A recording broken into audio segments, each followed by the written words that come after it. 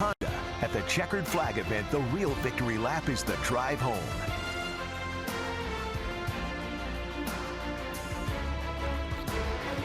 Welcome to Globe Life Park in Arlington, Texas, as the Texas Rangers take the field here. Game 2 of a 4-game set between the Rangers and John Gibbons' Toronto Blue Jays.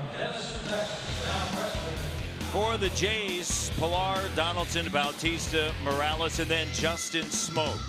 Last night hitting his career-tying 20th home run against Texas, 6 for 14, 3 extra base hits. Tulowitzki, Martin, and then Steve Pearce has a 6-game hit streak, followed by the number 9 hitter, Ryan Goins.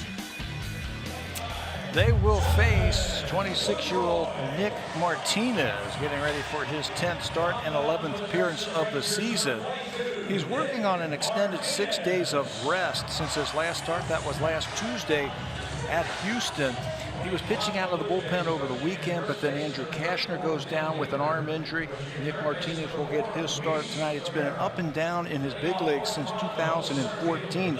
He's made starts for Texas in each of the last 4 seasons, including spot starts on opening day in the rotation in 14 and 15. He's 5-4 this year in his 9 starts, the Texas Rangers. A right-hander deals to Pilar and it misses down and in. This is his 3rd appearance in the month of June. The 2 prior appearances against Houston, as you noted, last pitching at Houston, and the Rangers won that game 4-2. 2-0 now to Pilar. Pilar and the Blue Jays came away with a rare feat last night, Tabby, didn't they? With coming up with 2 runs in the top of the 9th inning after trailing after 8. It's been a while since the Blue Jays have won a game when they were trailing into the 9th inning, but they staged that comeback against the closer Matt Bush. It all started with Ryan Goins' double. They put some good at bats against Bush. They were really all over his breaking ball last night. First time since May the 3rd of 2016 that the Blue Jays picked up a win after trailing through 8 innings, and that happened to be against the Texas Rangers as well.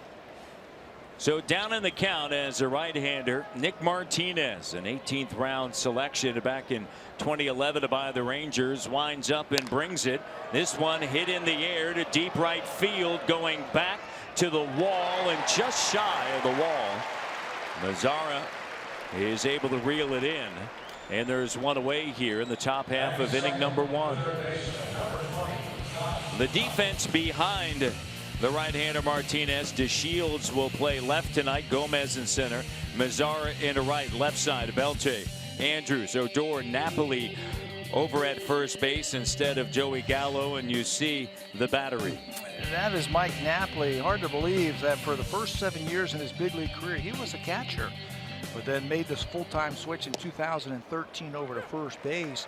He had his best year that year with the Boston Red Sox. 131 games played, 6 errors all season long. He gets the start tonight with Liriano on the mound for the Blue Jays. Donaldson with that huge hit in the top of the 9th inning. Ryan Goins started the 9th with a double off of Bush, and then Pilar popped out. Donaldson with the single into left field. And of course Goins ends up scoring, and then Donaldson showing his wheels. He steals second to base. A walk and a single by Morales. I think that was the most important part of that inning, was the stolen base by Donaldson. And we asked John Gibbons about that today, because he's been bothered by the calf problems and the calf injuries. He said that he looks like he's healthy and he'll sneak up on you and steal a big base for you if you need it. Martinez works outside. Donaldson hitting .298, 8 homers and 17 RBIs. Blue Jays 1 game under 500 now, trying to reach the 500 mark for the first time this season. They're 34 and 35 in 1-run games this season. They're 12 and 7. A great mark in comparison to Texas. Texas just 4 and 11 after last night's loss. And popped high in the air, shallow right field, moving over Odor, and he's able to capture it, just crossing into foul territory. And here comes Jose.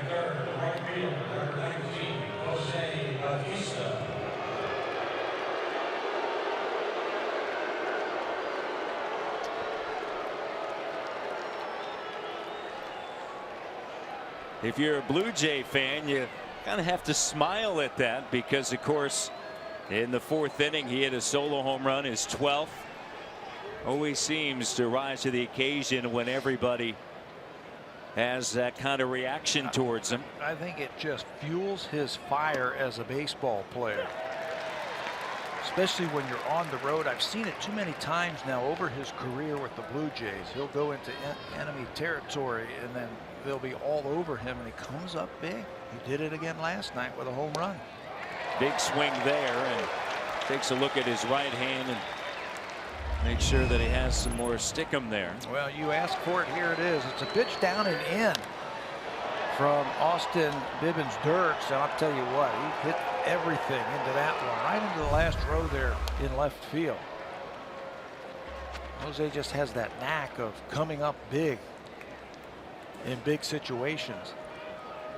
It started a 4-run top of the 4th inning for the Blue Jays, and a 5-1 lead before Marco Estrada gave up that lead.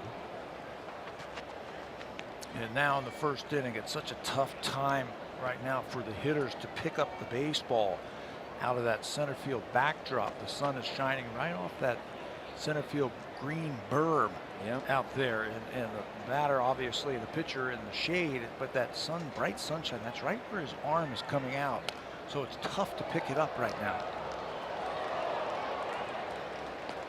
This is when it makes it nice, when you're hitting down in the lineup. The sun goes down and you can actually see the ball for your first at bat. Very tough right now for the hitters to pick up that baseball.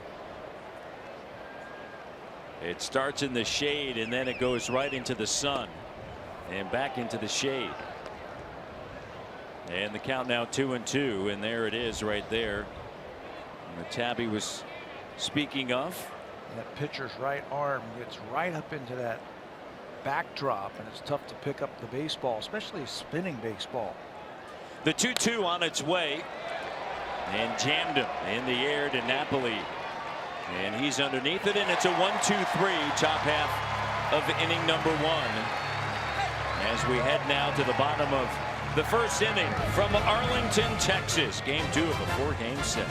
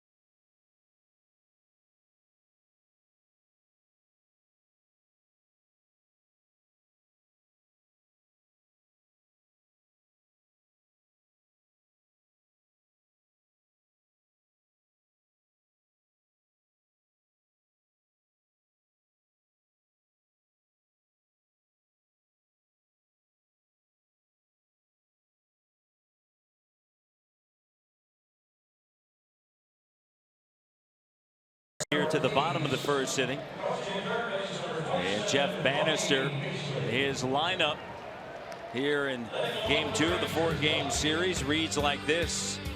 DeShields inserted for Shin-Soo Choo, and over the last 10 games hitting .382 with 3 doubles, an RBI, and 8 runs. Carlos Gomez is the one hitter that Francisco Liriano has to watch out for. Check out those big numbers, 10 for 21 with 4 extra base hits, and Greg Zahn touched on this in Blue Jays Central.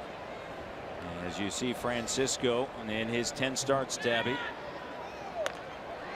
looking to bunt his way on to Shields,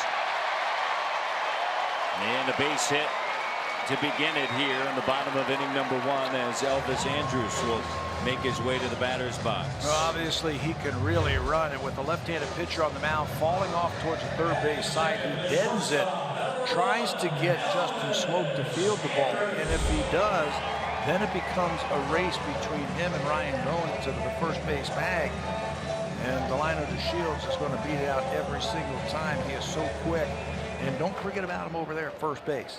These are the American League stolen base leaders, Cameron Maven, Gerard Dyson, and then the Texas Rangers have 2 of them, Elvis Andrus and Delino DeShields, and they can run. He's been caught only 3 times, and Liriano will check in with DeShields. Andrus, the batter, he's been caught 5 times, but as you just saw, he has stole 15 bags just like DeShields. The Rangers have 59, and Andrus looking to lay down a bunt. You know, I think Ryan Goins now is going to ask Luis Rivera, where do you want me to play with these guys bunting? He's looking in towards the dugout and asking him, okay, do you want me to shade them a little bit more towards first base? He's kind of stuck in a rock and a hard place. He's got to respect the double play, so he's got to stay close to the bag. And Francisco checks in once again on DeShields.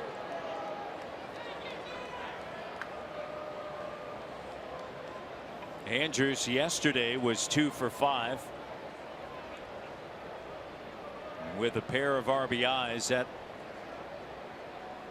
number was picked up in the 4th inning, and with a single off of Estrada. And once again, a big concern over there with DeShields here early on in the bottom of the 1st. A little bit different move that time from Liriano. He didn't pick up that front leg before he went over the first base. He just moved over there, a quick pitched over to first. And now finally deals to the plate, and that one rides high.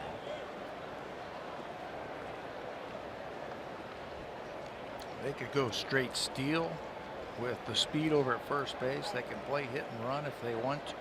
They could bunt and run. They could take off, and Andrus can bunt the ball to the right side. If that happens, DeShields is going to be on third base. Count now 2-1. Looks like they have a few more options with a left-hander on the mound. The Texas Rangers with DeShields in the lineup with some speed at the top of that lineup, and then Elvis Andrus hitting second. He can handle the bat, and he's very fast. His average just a shade under 300. Against lefties, hitting .271, and hit and run skied in the air, and with one step back in left field is Tulowitzki, and there's one away. The defense behind Francisco Liriano. Left to right, Pierce, Pilar, Bautista. Left side of the infield, Donaldson and Tulo. Goins and Smoke on the right side of the battery. Liriano and Martin. And Josh Donaldson, 27 starts at third base, looking better over there. Made a great play on Mike Napoli in the 7th inning yesterday. Since he's come off the DL, that was May 26 versus Texas. He started every game but 2. Beltre lifts this one back into foul territory. He came into the batter's box looking to hack. Yeah, this is going to be an interesting matchup, I think. Liriano is a strikeout type of pitcher who, when he is on, he can pile up the strikeouts, but he doesn't have to be on because this is a free swinging team, the Texas Rangers. They will be swinging as soon as they step into that dirt area around home plate. So it has the chance to be a good matchup for the Blue Jays tonight. Beltre has started 9 straight games after missing 2 games with a left ankle injury. Double play depth through the middle and fouled off again. The right side. He has hits in 13 of 17 games to begin his season since being activated from the disabled list on May 29th. Yeah, he's had some good numbers against Liriano, 4 extra base hits in his career. He's always been a tough out, especially when he get down to 2 strikes. We saw that last night when he had that 3-run double with 2 strikes. In the 4th. And the Rangers put up 5 after the Blue Jays put up 4 in the top half of the frame. 1 ball, 2 strikes. Over at first base, DeShields. He might be going now. Guessing breaking ball from Liriano to get the strikeout. Liriano to the plate. And DeShields, you read that one perfectly, Tabby, as DeShields steals second base. 16th stolen base in 19 attempts. Liriano picks up that leg. You see the little bit of a twist that gave away that he was going to home plate. DeShields read it and steals it easily.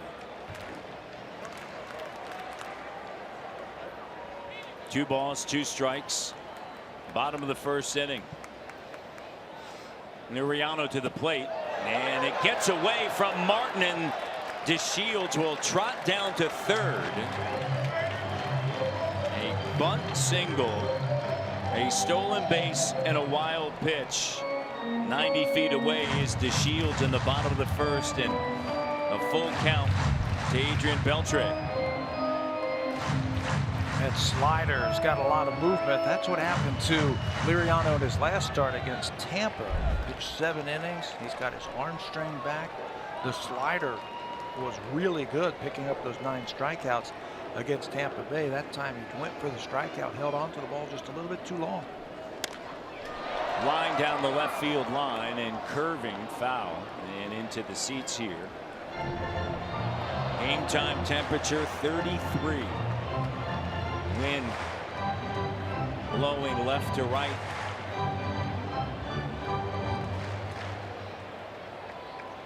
Not as steamy as last night. The 3-2, and Beltre fouls it off of his foot. And he hates that. If you know anything about Beltre, he hates fouling balls off his feet. He's had an ankle sprain that he had to deal with. That one right off the top of the foot. Yeah, he's going to feel that one.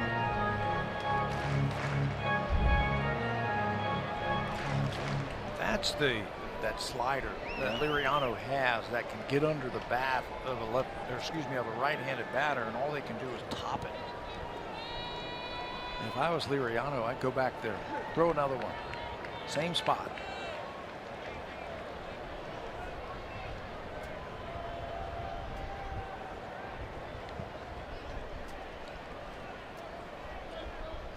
Liriano deals ground ball to Lewitsky, handles it. DeShields will score. And the 13th RBI of the season for Beltre. And manufacturing a run here in the bottom of inning number 1. That's right. The ball hasn't left the infield. That's why he is so tough. That's why Beltre's been around for a long time. He can play situational baseball. He had 2 strikes. He had a runner at 3rd base. He knew if he kept the ball in the middle of the diamond, he was going to get an RBI, and his team was going to get a run. He knows this ball is right at Tulowitzki, and he's not going to hustle down that line, not after fouling the ball off the top of his foot. You see him limping right now in the dugout. And that's going to bring up Carlos Gomez. Gomez with big numbers against Liriano, hitting .476, 2 home runs and 21 plate appearances. And right now he's in a zone. He has a 8-game hit streak. That is currently the 6th longest active streak in the American League. I'll tell you, he is right on top of the plate too, just daring Liriano to throw a ball in there. Liriano to the plate, and then this one driven to deep left field. Going back is Pierce, and it's out of here. was hunting that one down. Well, you could tell. You can tell the way when he stood in that batter's box, open stance. It looked like he had moved a little bit closer to the plate, challenging Liriano to bring it in there, and he was going to wait for it. He got it, and he did not miss it. Liriano watched him between first and second base, saying, "Man, what do I have to do to get you out? Where do I have to throw the ball to try and get you out?" Because he has absolutely owned him in his career. Well, don't throw it there. Right. That's a good start. Don't throw it right there on the inner half. So 2 here in the bottom of the first inning in Texas. And Odor promptly drives one into left field. And a 2-out single. This is the 8th opportunity for the Blue Jays to reach 500. They're 0-7. Previously trying to get to 500. And in those 7 games, outscored 56-19. And this is not a good trend that we have seen from the Blue Jays over the last week or so. Every game, the opposition has scored first. So they've had to play catch up for 7 straight games now. That's never any fun, especially when you are on the road. And 7 straight, including tonight.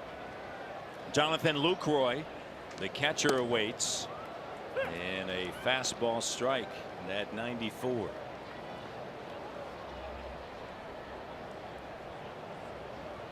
Rougned Odor at first base.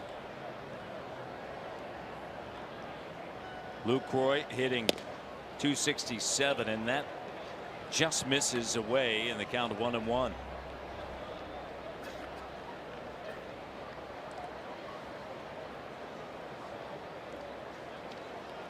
Now the Jays have supported Liriano as far as scoring runs. Lucroy clubs this one over the head of Pilar, who took 2 steps in, and that one sails over his head.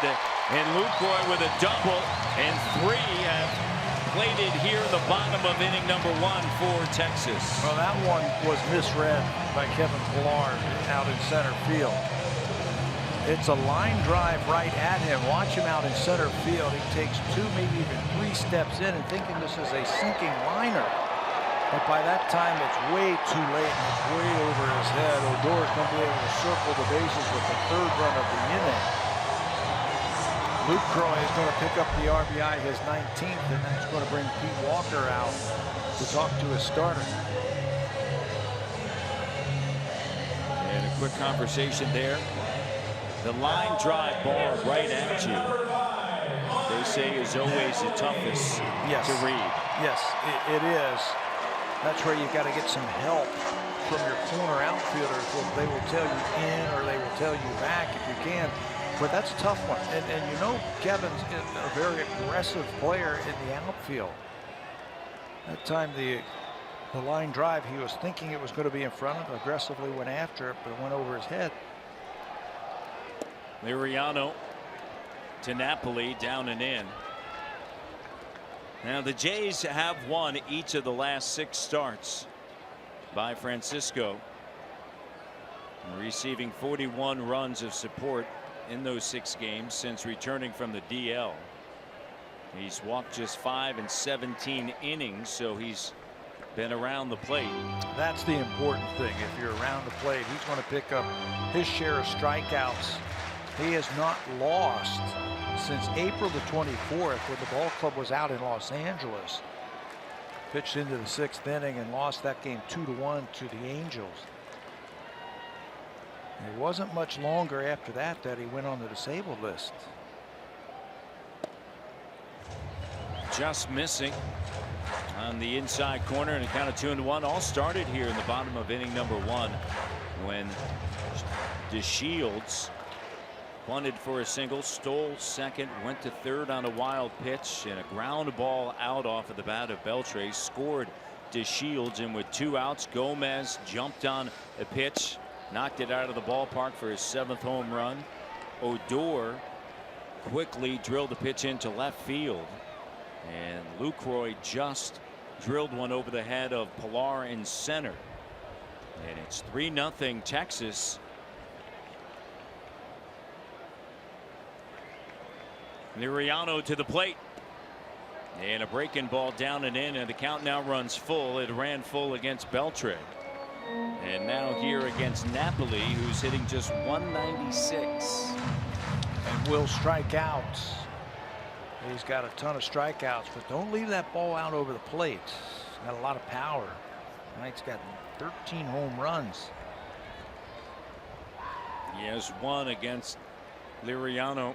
He is just 2 for 9 lifetime against the lefty. So much for struggling against left-handers this season for the Rangers. Coming in hitting just 227. They right now are just all over Francisco Liriano.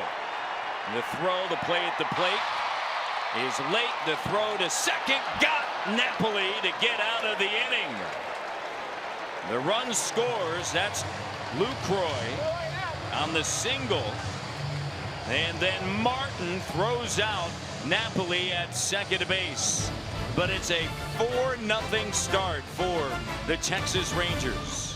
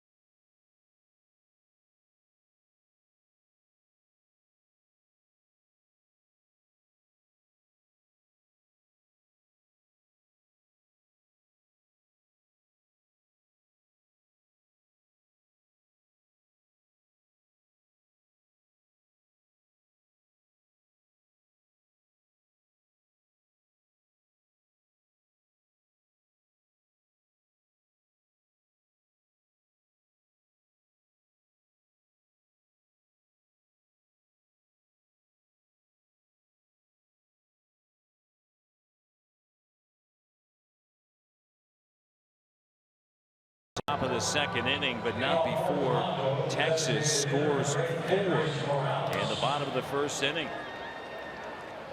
That's where you want to limit the damage. They had 2 outs, nobody in, nobody on, just 1 run in, and then it all unraveled for them there. Texas Rangers went home run, single, double, single. Blue Jays defense got him out of that inning with the play by Martin. So once again, they found themselves in a hole. They got to start digging out of it. Kendrys Morales, happy birthday. 34 years of age today. Morales hitting 260, 15 home runs and 42 RBIs. 2 base hits yesterday in the game-winning RBI in the top of the 9th inning.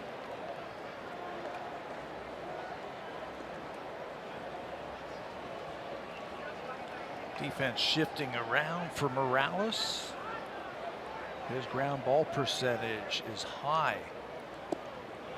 There's a troubled pitch for him, that curveball. His ground ball percentage is 64%.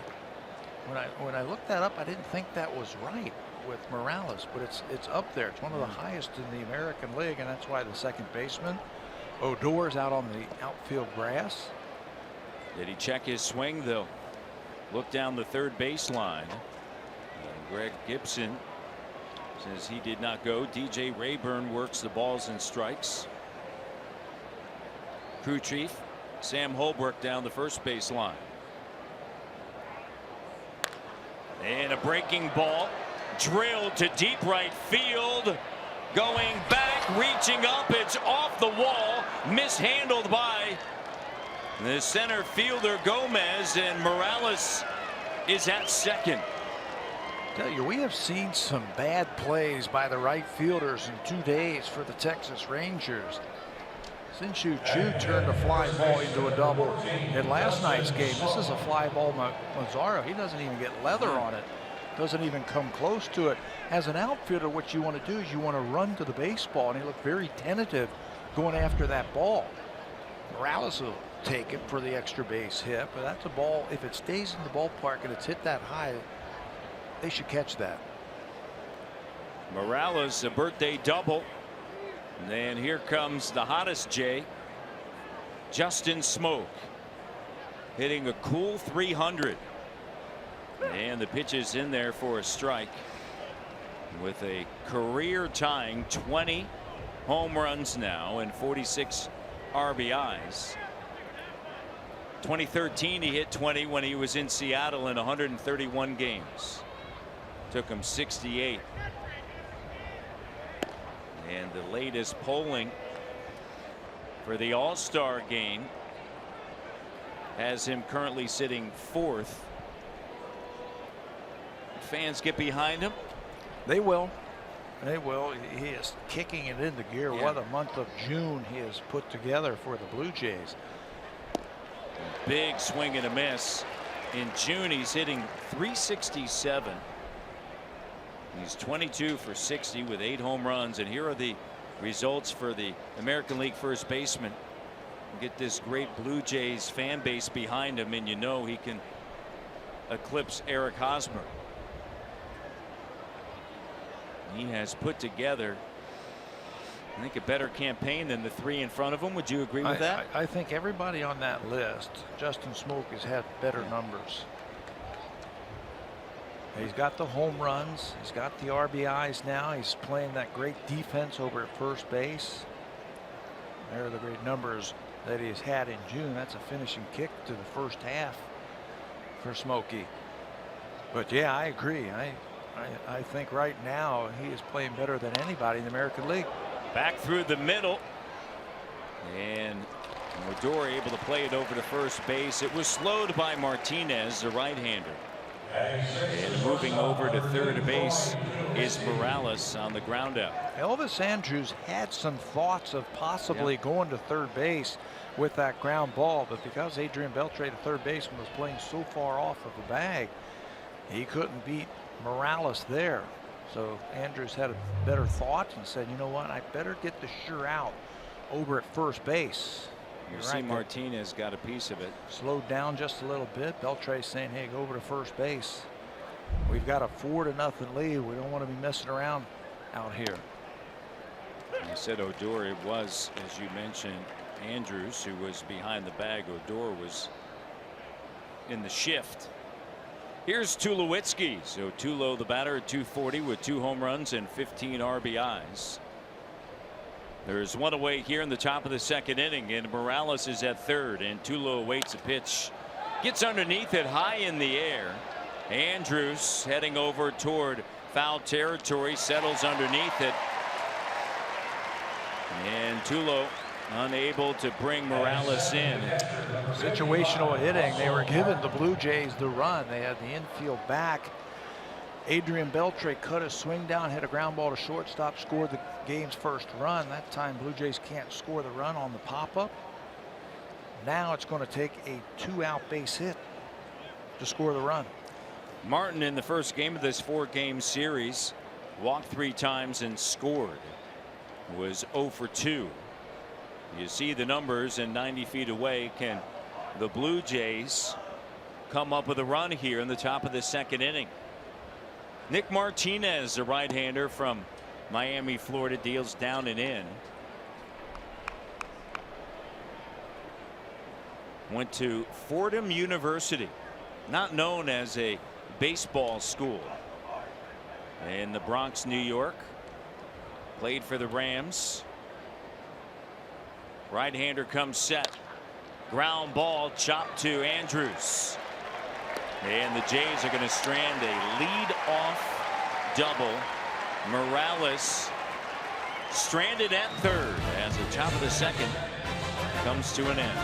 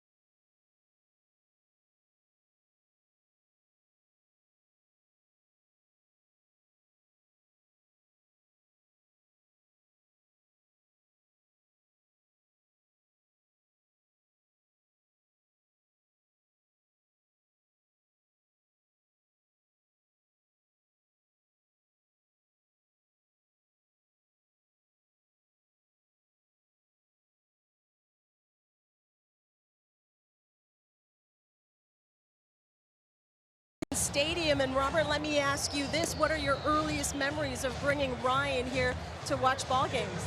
Well, my earliest memories were when I played at Dallas Baptist and I pitched in a couple of playoff games, so I kind of got attached to the Rangers, and Ryan did too. And Ryan's always been a baseball fan, Rangers fan, and so we used to bring him to the games, and they'd be all over the place out here. And they had a blast, you know, him and his older brother. Speaking of having a blast, Melissa, I'm talking to his teammates, and they say he's quite the prankster, quite the goofball in that clubhouse, but you have a different take. What was he like as a young boy? He was very quiet. All he ever wanted to do was play ball. That was his main thing, morning, noon, and night. He had a ball in his hand, a glove, and a bat, and he did it from morning till night. And he never pulled pranksters then, so I guess that's what happens when you go away from mom. That's right, and we should introduce Ryan's niece, Isabella, here. Beautiful, beautiful member of the Goins family. Robert, before I let you guys go, at what point in his career did you realize my son may have what it takes to make it to the big leagues? Well, he could always catch and he could always throw a little bit, you know. And then during his sophomore year, between his sophomore and junior year, he grew 5 inches, and we started to realize, well, maybe we got something here, you know. And he was getting good. He was getting to be where he was pretty good about then. You know. Well, congratulations on what has been a successful major league career, and thank you for sharing the memories, taking us inside the Goins family. Thank you for doing this. Thank you so much. We appreciate it. Thank you. All the way, 100%. Right. All right, big Blue Jays fans, but who is it? The Goins family. Guys, let's send it back to you.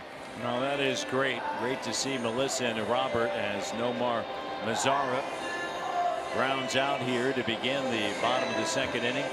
Born in Temple, Texas, currently lives in Round Rock, Texas. A 2.45 drive from Dallas. Played at Dallas Baptist College. Ryan Goins. I'm going to give you a little basketball vernacular here. He's a gym rat. Does that ring a bell? Oh, yeah. From your basketball times? Absolutely. He's a gym rat. Yeah. Meaning he loves to play the game and just goes out here, like his mom says, morning, noon, and night, plays the game, doesn't worry about the time. Or you don't get tired. You don't get burned out when you're a gym rat, do you? No. No, because you love it and you're passionate about it, and it's all you think about. Robinson Chirinos into left field, and Pierce is able to capture the second out here in the bottom of the second inning. And last night's comeback all started with Ryan Goins, and how great was that? He led the ninth inning off with the double, and later scored on a base hit off of the bat of Josh Donaldson in front of his parents and family. And wonderful to see. DeShields got it all going in the bottom of the first inning, and here he is again in the second. A bunt base hit, a stolen base, a wild pitch. And Delino DeShields and the Rangers lead 4-0 here. Well, you have to respect the speed of Delino DeShields. He's already had one bunt base hit. The right side was in for those first 2 pitches, but now with 2 strikes, they will move back to their normal position. But you start pulling those infielders in like that, that's when you can slap it by him. And with his speed, it's like hitting a double. Liriano able to get him here in a 1-2-3 bottom of the second inning. Through 2. Rangers on top.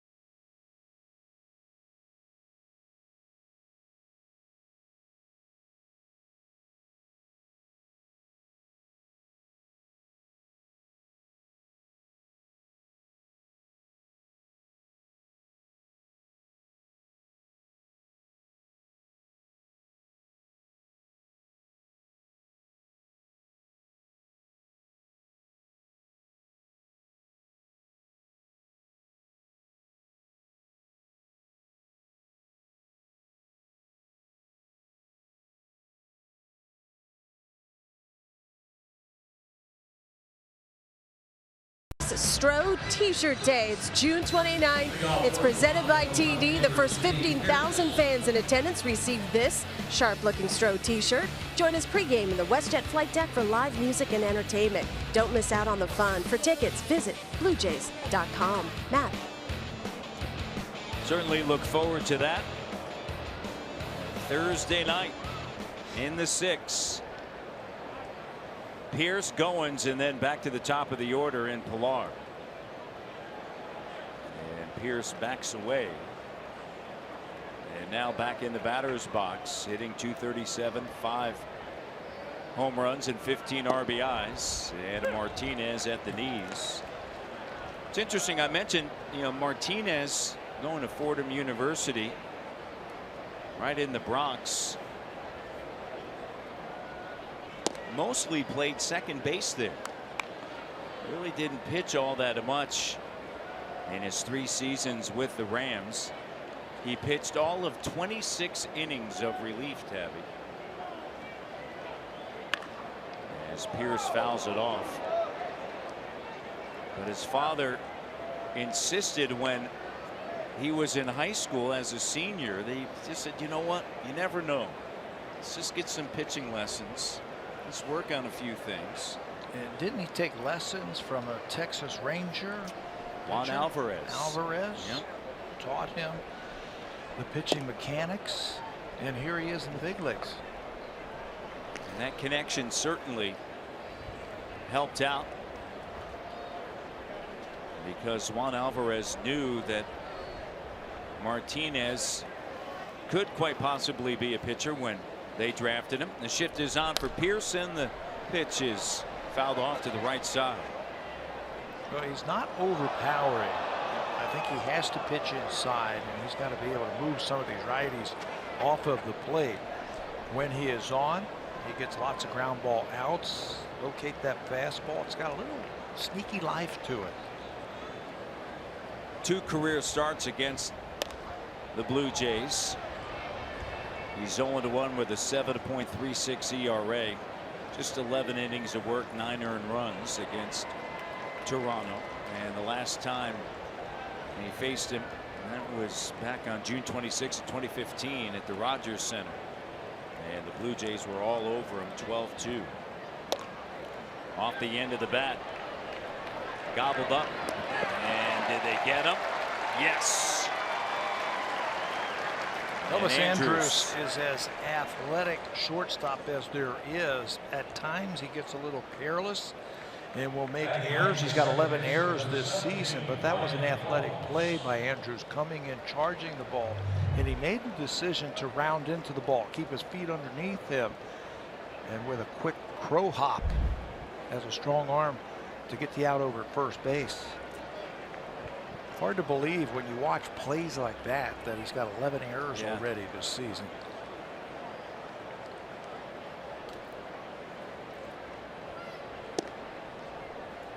Goins is the batter. Why would you think that? 11 errors for. He gets careless at times on routine balls, and maybe it's later in the ball game, but routine balls he just gets a little careless, and his fundamentals are so where he doesn't stay with them. And he'll make some throwing errors, some careless errors. But he has an athletic talent. He's been here for a long time. Goins is the batter. You see the most errors in the American League. At the shortstop position, Tim Anderson with a 15. He is pitch down and in. Mentioned this is his 9th big league season. He will not turn 29 until the end of August this year. Been around a long time.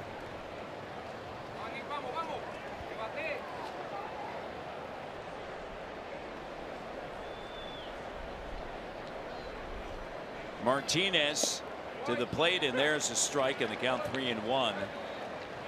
Martinez wasn't really all that thrilled about pitching, because he said he loved playing every day.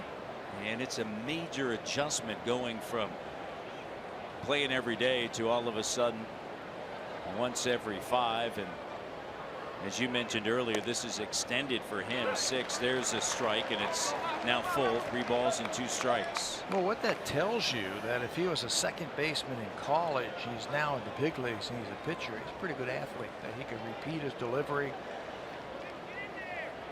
Was taught a lot of those pitches. He's got all 4 of them: fastball, slider, curveball, and changeup.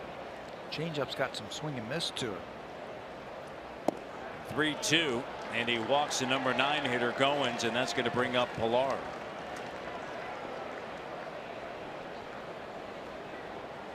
Last 7 starts for Nick Martinez, and here are some numbers, and certainly some numbers that you look at, and if you're Jeff Bannister, you're a little bit concerned about. Well, the big number is that one that says home runs allowed, 11 of them in his last 7 starts, and an ERA around 6. The way the Blue Jays swung the bat last night, they're never out of a ball game. Absolutely not. And Pilar looks at the pitch, and it is a strike. Martinez has given up 13 home runs, tied for the most on the staff along with Yu Darvish. But in a whole lot less innings, right? He's got fewer innings because he has pitched out of the bullpen a couple of times. We talked about the home run ball. 56% of their runs, the Jays runs, are produced through the home run. Line drive right to Napoli, and they'll double up Goins. We'll have more on that percentage later on as Pilar just drives this one right to Napoli, and it's a double play. Timing is everything in life. Napoli was right on time.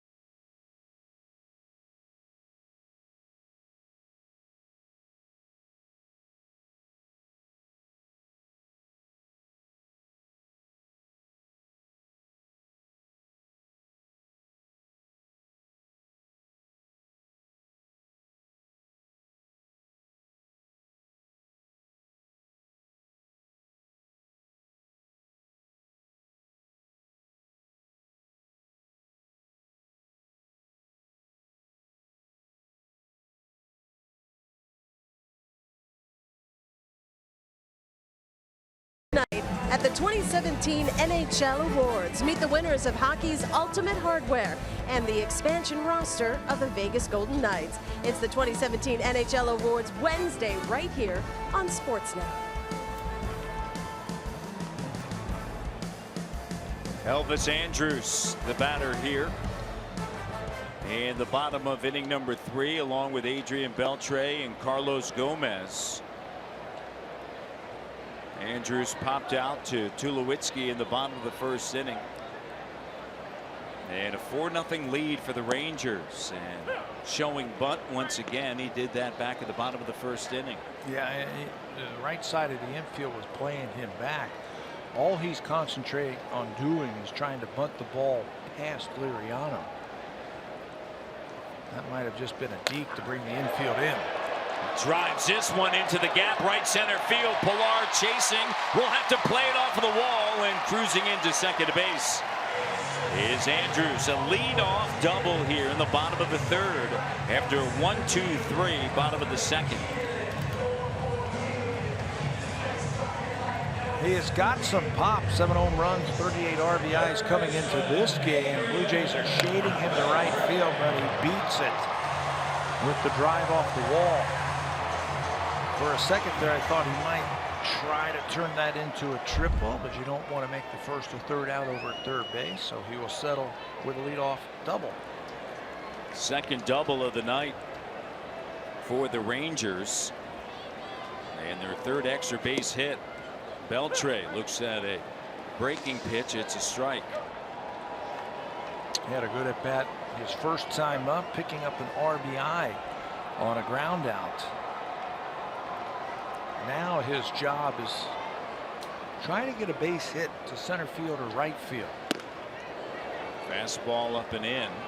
And with that, he will at least move that runner over to third base. Believe me, the Texas Rangers are well aware of the Blue Jays, how they can come back and hit home runs. So anytime you have a chance to score a run, have a situation here to move that runner, you got to do it. Beltre has driven in 1,584 RBIs. Puts him one behind Miguel Cabrera all time. He's 36th. You see the active MLB ranks: hits second, home runs third, RBIs third, and second in extra base hits. How about that? 1,078 extra base hits. Showing bunt, Martin fires down the third, got him. Andrews is out at third. What a throw by Martin. As Beltre showed bunt, pulls it back, fires it down to third. They're going to take about 30 seconds here to see if they would like to challenge this. But the third base umpire, Greg Gibson, right there, and an emphatic call, and he is out. Andrews. Did you notice Josh Donaldson dropping that leg down in front of the bag? That prohibited Andrews from getting to third base. Veteran third basemen will do this. Watch him just drop that knee down, put it right in front of the bag. Don't give them that whole base to slide into, just a little piece of it. Donaldson, you got to give him half credit on that play. Chop foul. Do you like that play with Beltre? No. I mean, what? You don't make the first or third out at third base. Why would you be I don't know. in that situation? You're already in scoring position. You have 3, an 4, all-time 5 coming up. 3, 4, 5 coming up, and you have. We just showed you the numbers. Interesting decision.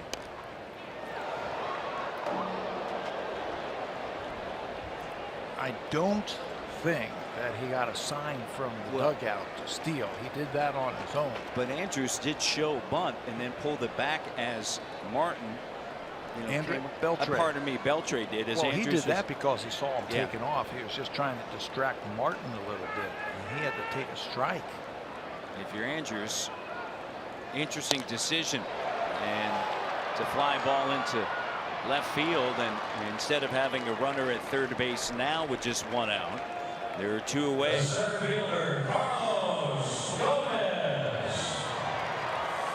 And that's going to bring up the hot-hitting Carlos Gomez, who was just sitting and waiting at the bottom of the first inning to do some damage. And he was able to hit his 7th home run. As you mentioned, back at the bottom of the first inning, right in on top of that plate. Liriano deals, and that pitch misses high and away. Carlos Gomez is always looking for something firm, hard fastball. That's where I think the changeup can play tonight. He is a free swinger. Yeah. You see, he goes down to his knee like his buddy Adrian Beltre does. He's looking for something that he can turn on. So you got to change speeds with him. Use that change up or throw a slider in the dirt to him. Liriano to the plate. And a breaking ball, and now ahead of the count.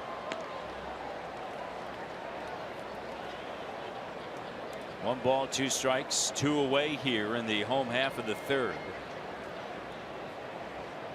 Blue Jays one game away from that ever elusive 500 mark. And the count now even.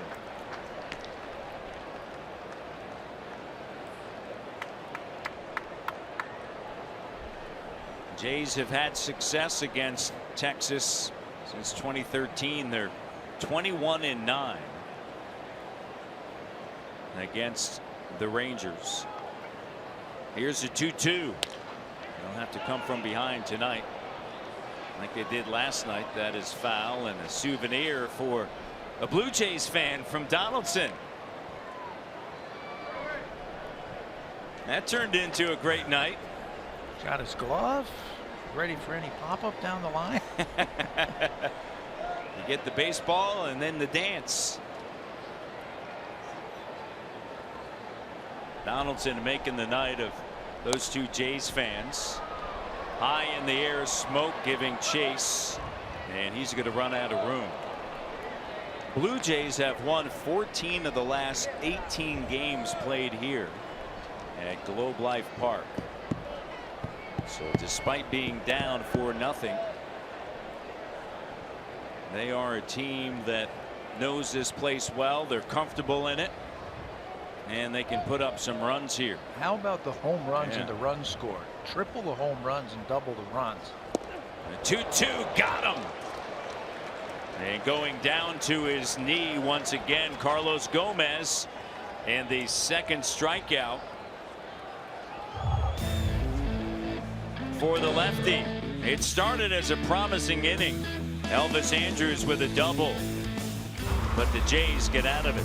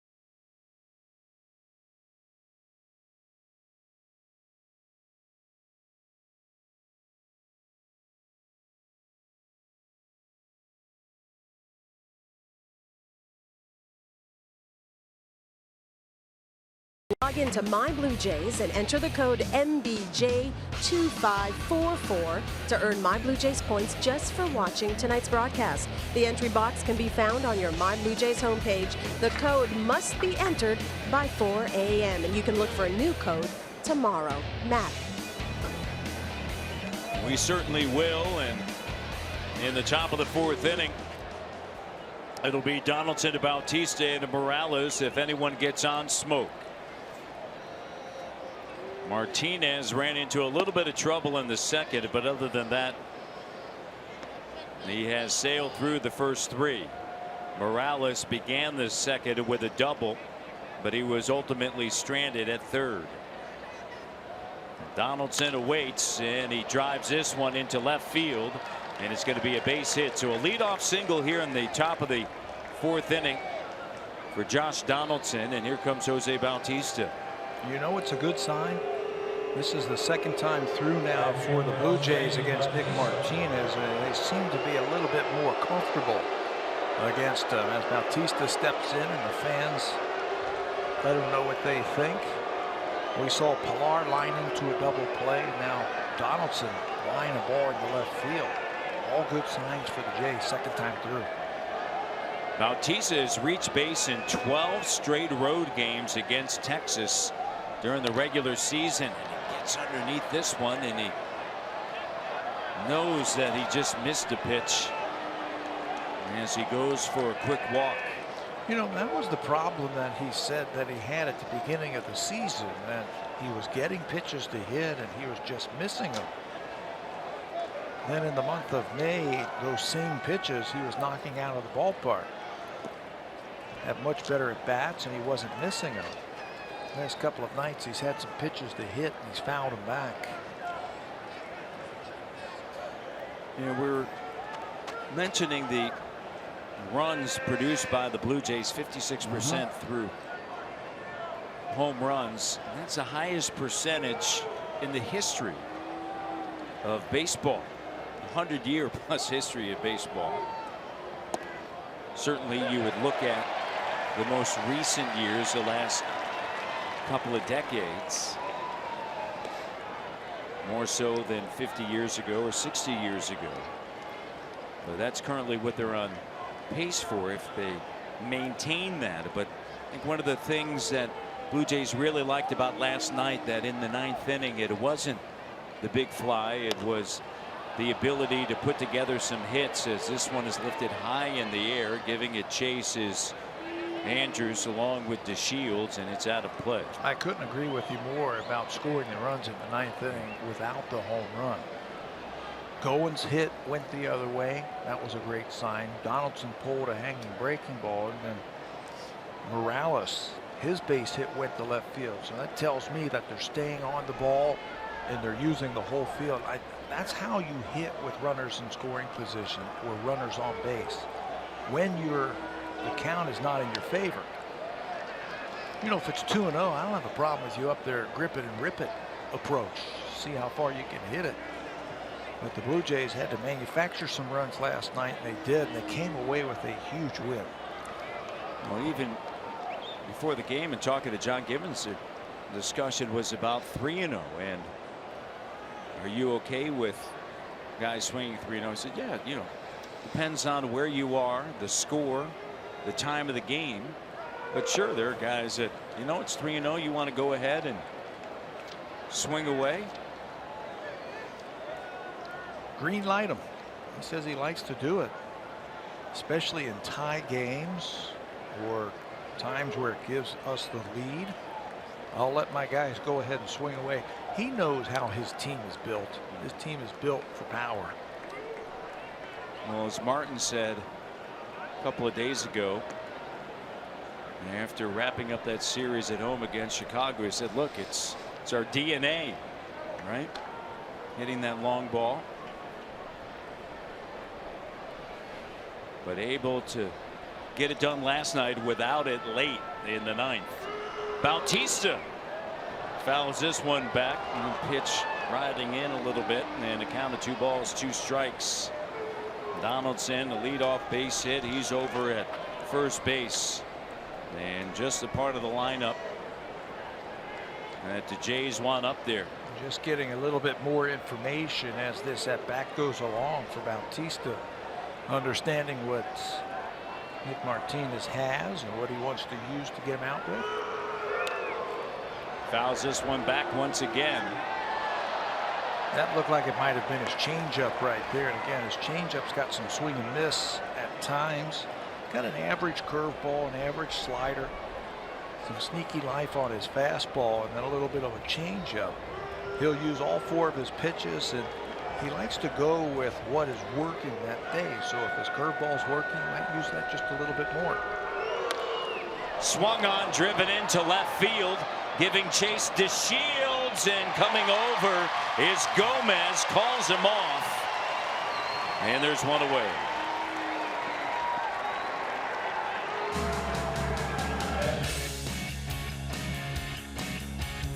Hurry in for our lowest prices of the year at the Great Canadian Paint Sale on June 21st to 28th at Home Hardware.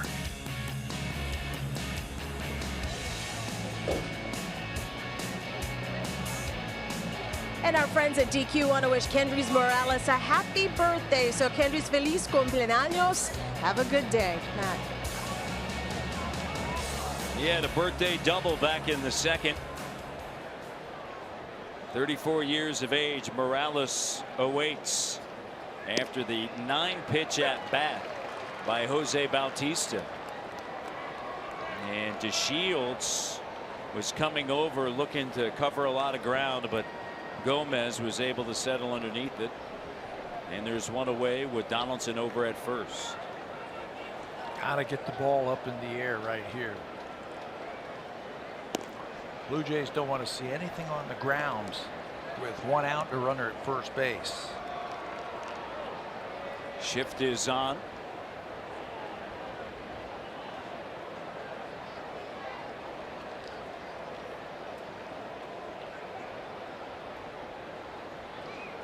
The 1-1.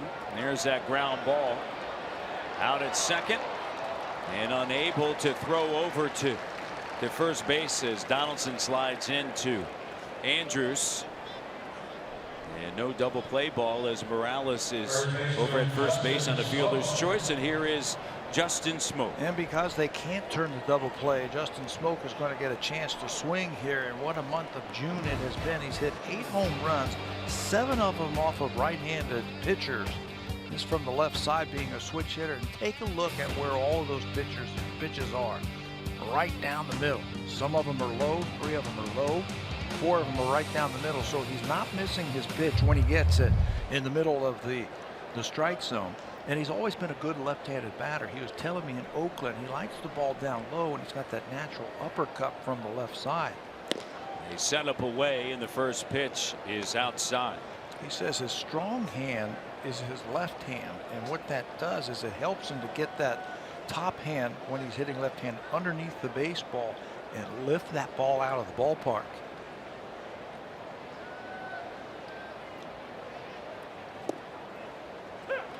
There's a strike and the count even. So deserving of an all-star bid is Smoke, who has just been outstanding here in the month of June with 8 home runs and 12 RBIs. Hit 273 in April, 280 in May, and soaring here in the hot summer sun. Now, I'll tell you what, I guarantee you he doesn't want to talk about it. No player wants to start talking about something that's going to happen 3 weeks away. They want to just stay in the moment right here. We can talk about it, right? Because he deserves it. But I know if you go up there and talk to him and say, hey, what do you think about the All-Star? Forget it. You don't even want to go there, right? It's almost like you're jinxing him if you start talking about it. Come on, baseball players superstitious? Just a little bit. They'll tell you they're not. They're lying to you. Well, maybe they're just routines, right? Maybe it's routines. It's not superstitions. 2-1, and it's fouled off. How many quote-unquote routines that were really superstitions that you have? I lost track. Really? Oh, yeah. Yeah. Same way to the ballpark? Same way to the ballpark. That's always a classic. You wear the same T-shirt. If you're hot, you're swinging, you wear the same color T-shirt until it becomes rags and it falls off of you. You wear the same socks every single day. You know, you try to do the same thing. Here's a 2-2 pitch outside. 3 balls, 2 strikes, 2 outs. And it's at every level. Little league on up. Sure. In Fenway Park, Wade Boggs used to run out to third base the same way every single day, where he would wear away the grass at Fenway Park. You would see his footprints wearing away the grass because he tried to step in the same spot every single time. The 3-2 swung on and missed. Changeup. Or was it that sinking fastball? Maybe a sinking fastball there.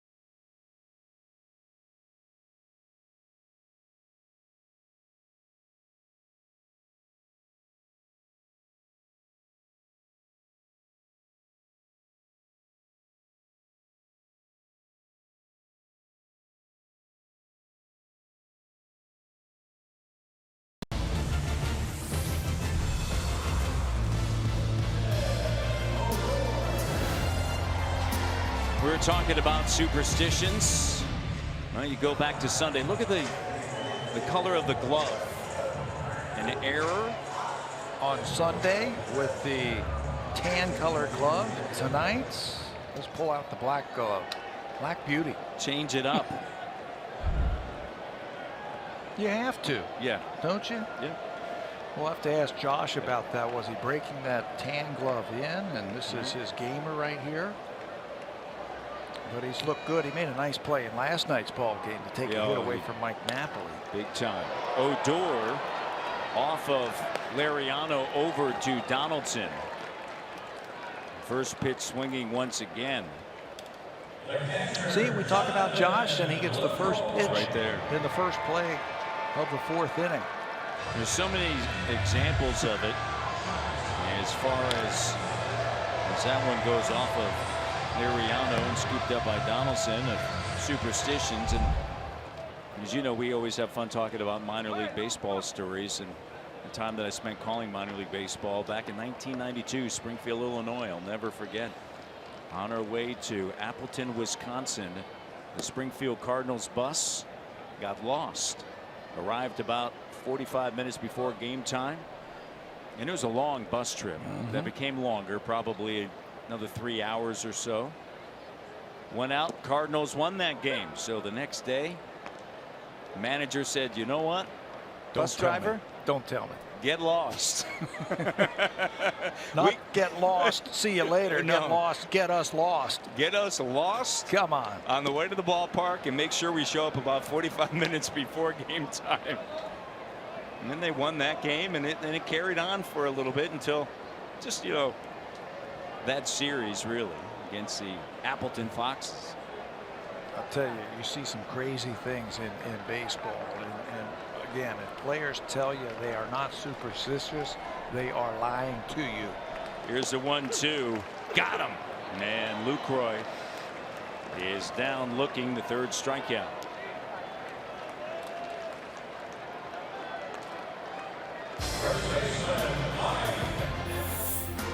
The Honda Checkered Flag event is back.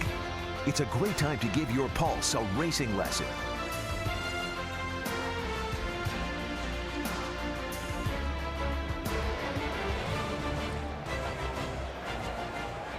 Here's Mike Napoli. That 1992 Springfield Cardinals team featured Dimitri Young as an 18-year-old third baseman.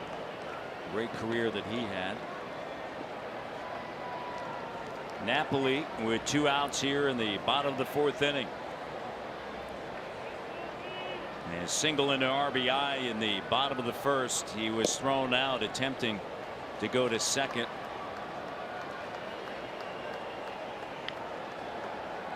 Martin able to get him at second base after Napoli tried to stretch it out.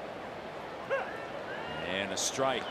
And a count of 2 balls and 1 strike. For a power hitter, Mike Napoli is very patient at the plate. He's always been the leaders up there, the leaderboard in pitches per at bat.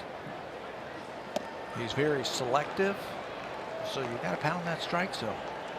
A rare sight with somebody that can drive the ball over the fence. There's no shift on, right? Outfield straight away, infield in their normal locations. You seem surprised that they're not in a shift. This guy hit 30 home runs, drove in 100 runs last year for the Cleveland Indians. Signed as a free agent right back here in Texas. Third time around that he's been in Texas, as he fouls that one off of his foot. But you're right, a little bit of a rarity for a big power hitter to be so selective at the plate, and great strike zone knowledge, and the defense not shifting on him.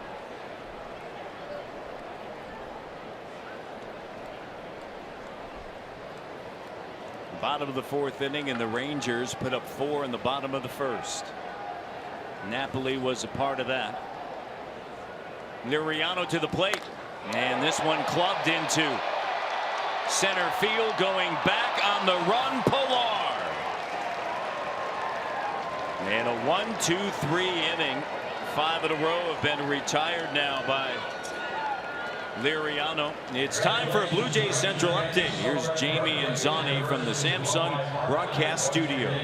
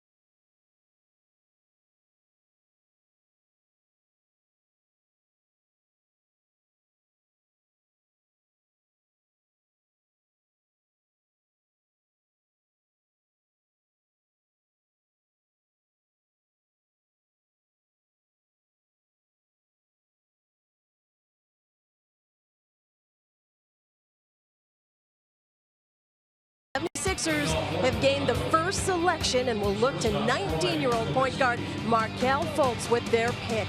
The Raptors, by the way, hold the 23rd pick. It's the 2017 NBA Draft, Thursday, 7 Eastern on Sportsnet 1 and Sportsnet Now. And Pat, I'm going to guess that our good friend Matt Devlin might be interested in checking this one out. Well, what time do we get to Kansas City that day? We have a day game here. Well, it's an hour-and-a-half flight. Okay. It just depends on the length of the game on Thursday, but we'll be able to catch it. Okay. You know, because you're going to have a lot of conversation at 7 o'clock, and then it'll kick in a little bit later on. That's the day to play the quick game, so we can get to Kansas City and tune in to the NBA draft. Tulo gets underneath this one. Andrews drifting out into shallow left field, and there's one away. A lot of interesting trades today. D'Angelo Russell being sent to Brooklyn, and Brook Lopez going the other way to LA with only 1 year left on his deal. Kind of opens things up for Magic Johnson there. And then Dwight Howard, reports he is being traded to Charlotte. They were not happy with him in Atlanta. And then with the trade by Philadelphia moving up to that first spot, that quite possibly changes everything for the Raptors' Kyle Lowry. And that was one of the teams that was out there, the 76ers, but Fultz is a point guard, so combination of Fultz along with Ben Simmons, who's going to also run some points. So I'm a Celtics fan, so I'm really interested to know who they want to pick at number 3. And it's interesting because the word is Danny Ainge, as Martin rips this one foul, has said that the player that he wanted at 1 is going to be there at 3. And of course now it appears as though with a Russell point guard going to Brooklyn, that Lonzo Ball will be chosen 2nd overall by the Lakers. So interesting times. Can't wait. A lot of fun.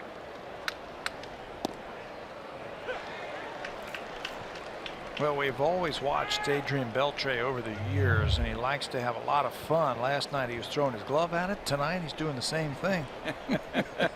How does he react so quickly? That's what I want to know. That he knows that ball's going foul.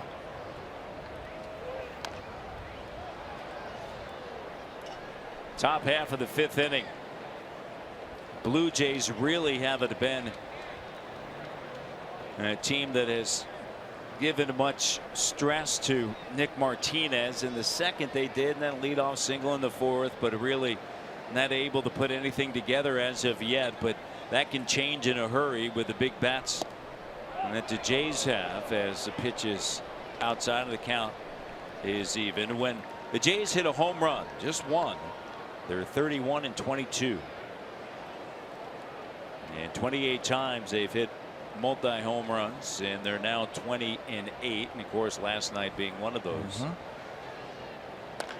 They've hit a home run in 5 straight games, 10 of the last 11 road games. Well, the first thing I think they have to do is they've got to get a guy on base. Yep. Put Nick Martinez in the stretch position with men on base. The opposition is hitting almost 300 against Nick Martinez. So if the Blue Jays can get a couple of guys on base, that's a start. Speaking of home runs, Aaron Judge, it is 24th home run.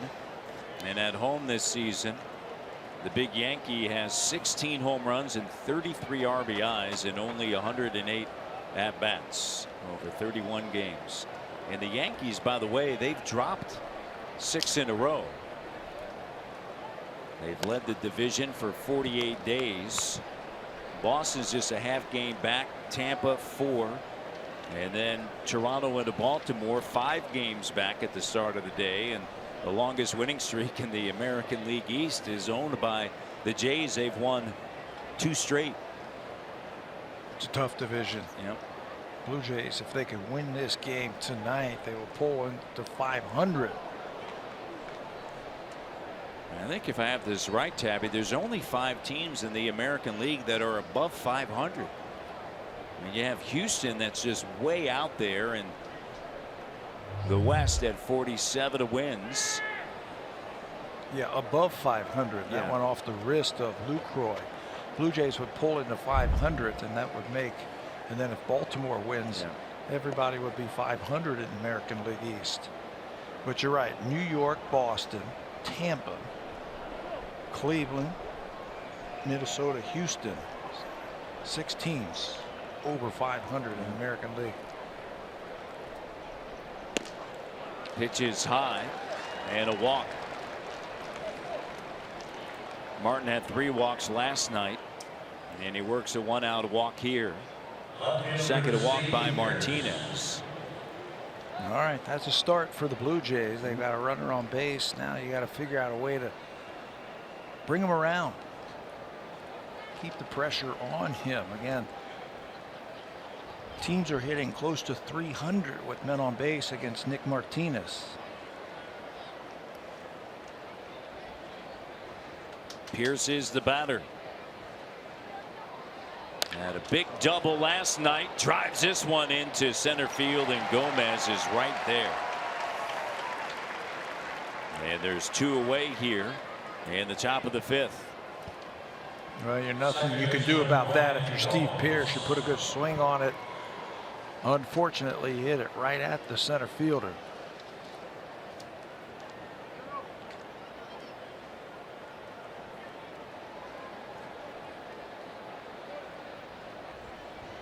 Goins has 23 RBIs this season in 57 games. Had all of 12 last season in 77 games. Over at first base is Martin. And Goins, first pitch swinging. And this one rolls out to Napoli in foul ground.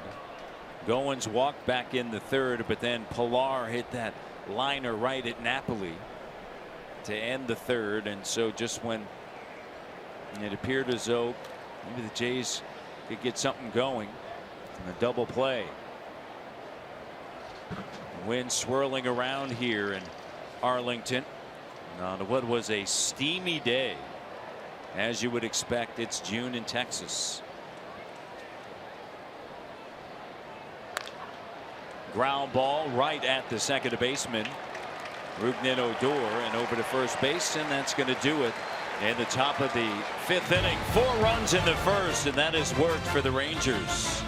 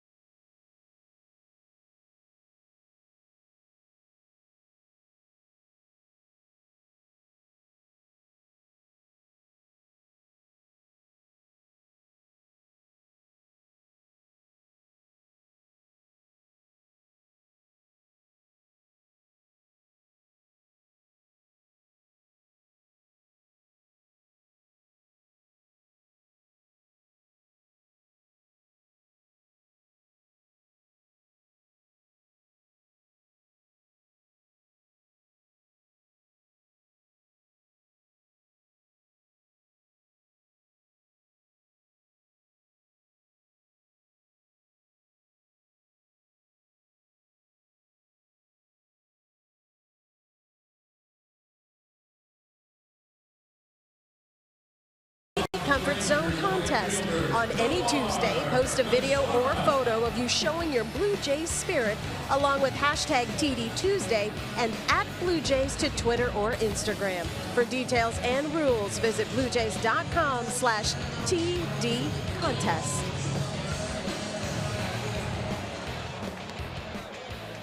Wherever you go, there are Blue Jays fans, and that's why they're one of the great fan bases in Major League Baseball. And just hoping for some runs here. But we go now to the bottom of inning number 5. He produced just all of 2 hits. Really haven't put together any sort of rally. Liriano has settled in, I think, quite nicely after that first inning. Remember, if they make that catch and that ball is hit deep. And Mazzara sends this one over the bullpen and out. And we were just talking about how he had retired 5 in a row. That pitch right in the wheelhouse of Nomar Mazzara. That's his 10th home run. Had one just like that last night, Tabby.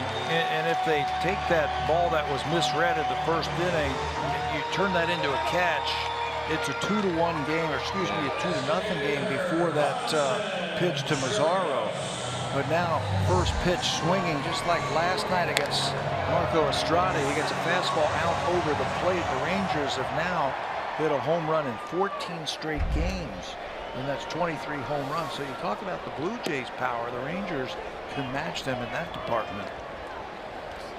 Chirinos is the batter. Fastball inner half, and in this ballpark, I think this park is perfect for this young man's swing. How he can get the ball out in front. It carries to right field. It's not that deep to right field here, and it really carries.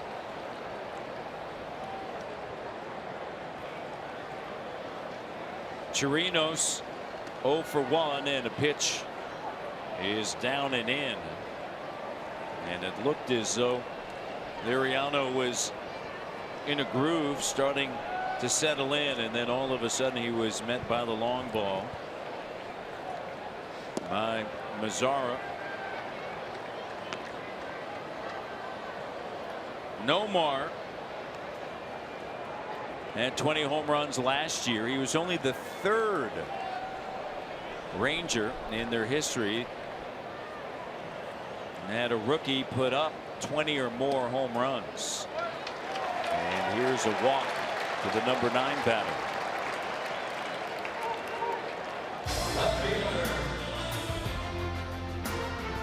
Drive home in the all-new 2017 CR-V.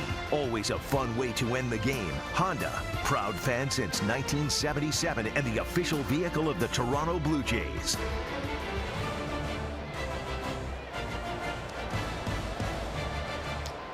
Mazzara hitting his 10th. Chirinos over at first, and DeShields is the batter here in the 5th. And the pitch is down. I mentioned only the 3rd time that a rookie put up 20 or more home runs. Mark Teixeira with 26. And then you got to go back a little bit in time. To a rookie hitting 20 home runs? For the Rangers. For the Rangers. How far back? Not that far. I mean, right in your wheelhouse. Played at Oklahoma State. Originally Pete Incaviglia. Pete Incaviglia, originally selected by Montreal, was traded to Texas. As Campos is warming up at the bullpen. Of course, he was just called up yesterday with Joe Smith going on the DL.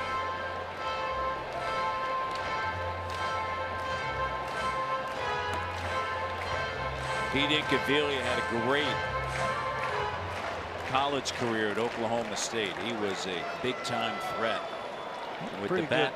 Pretty good big league career, too. And a great job by Liriano getting off of the mound, flipping it underhanded, and that's the first out of the inning. Rangers know, again, all about the Blue Jays' ability to come back, so they're going to play some small ball. They're going to sacrifice that runner to second base. Great play by Liriano. Remember, he's falling off towards the third base bag, and then he comes over, bare hands that ball, knows he has to hurry because of the speed of the Shields. Jeff Bannister is trying to make that walk to the number 9 hitter mean something as they sacrifice that runner in the scoring position.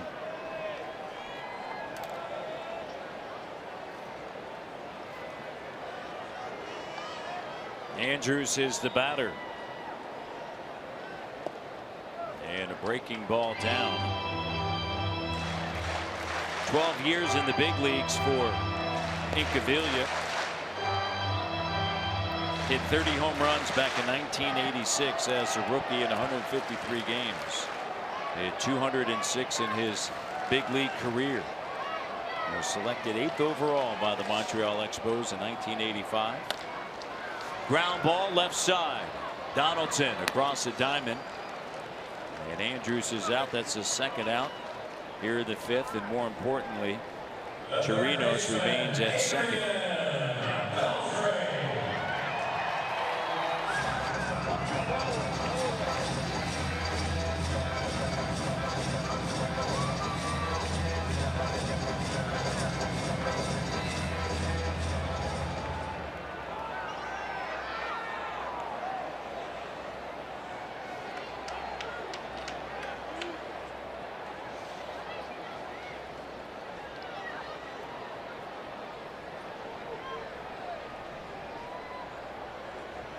Beltre, and the pitch is low. He is 0 for 2 with an RBI. Here in the bottom of the 5th inning, runner in scoring position for the Rangers. A solo blast off of the bat of Nomar Mazara. And the Jays offense is really going to have to come together as we head toward the 6th. I'm but not still sure trying to get out of the 5th. If Russell got crossed up there, they might want to change some signs here, but he went right out after that last pitch to talk to Liriano. Yes, you've got first base open. He's looking for that ball. I don't know if he was thinking that was a fastball or supposed to be a fastball and it was a breaking ball. But you got one of the hottest hitters on deck. I think you got to go attack Beltre here. 2-0 is a strike.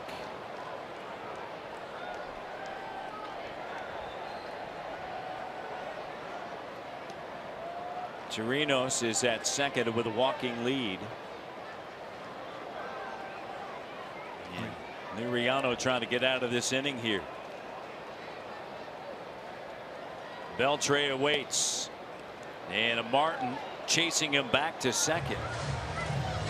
You know, we talked about Beltre and all the great numbers that he has put up in his career, and there's really an outside chance that he can get to 500 home runs. I think a really good chance. He'll end up with 3,000 hits, but 500 home runs. You know, his first home run was hit in this ballpark. Was it?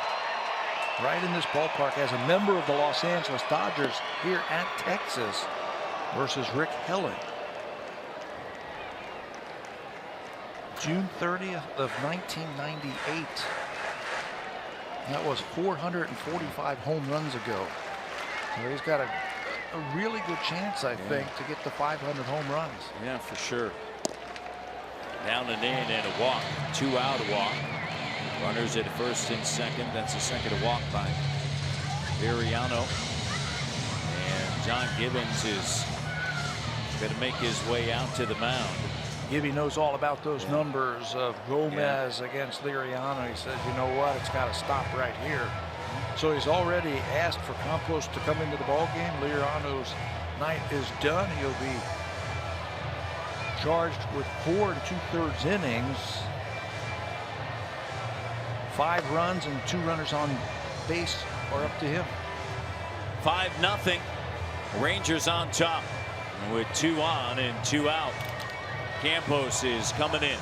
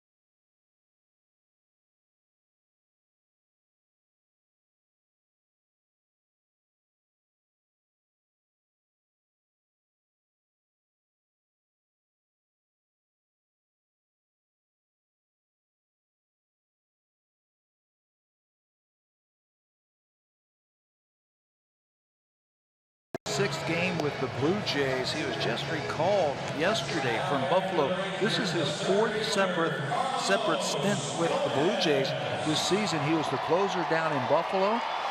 He'll come in here. He's got good numbers for the Blue Jays in his 5 games. 225 earned run average.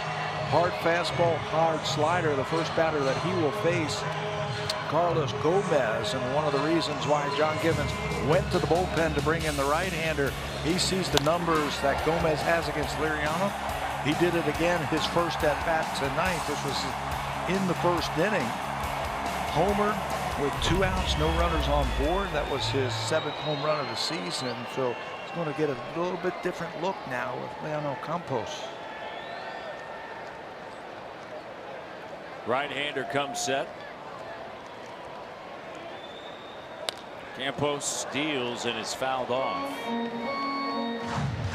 Unfortunately for the Blue Jays, Marco Estrada works 3 2/3. Last night used 6 relievers, and now tonight you're only able to get 4 2/3 out of Liriano.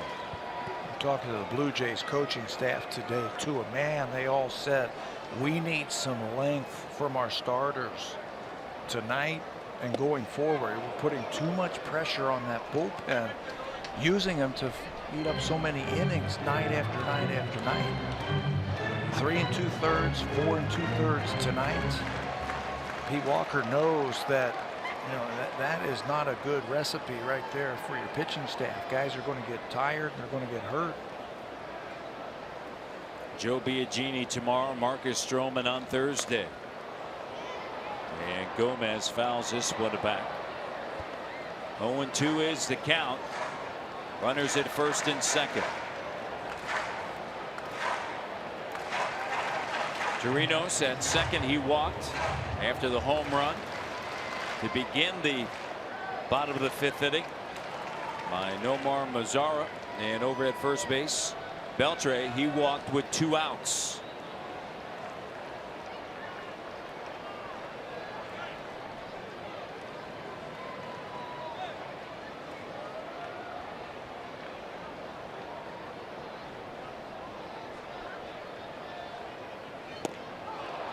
Got him with the breaking ball, and that's going to end the 5th inning. And some work for the Blue Jays offense. Top of the order, Pilar, Donaldson, and Jose Bautista here in Texas.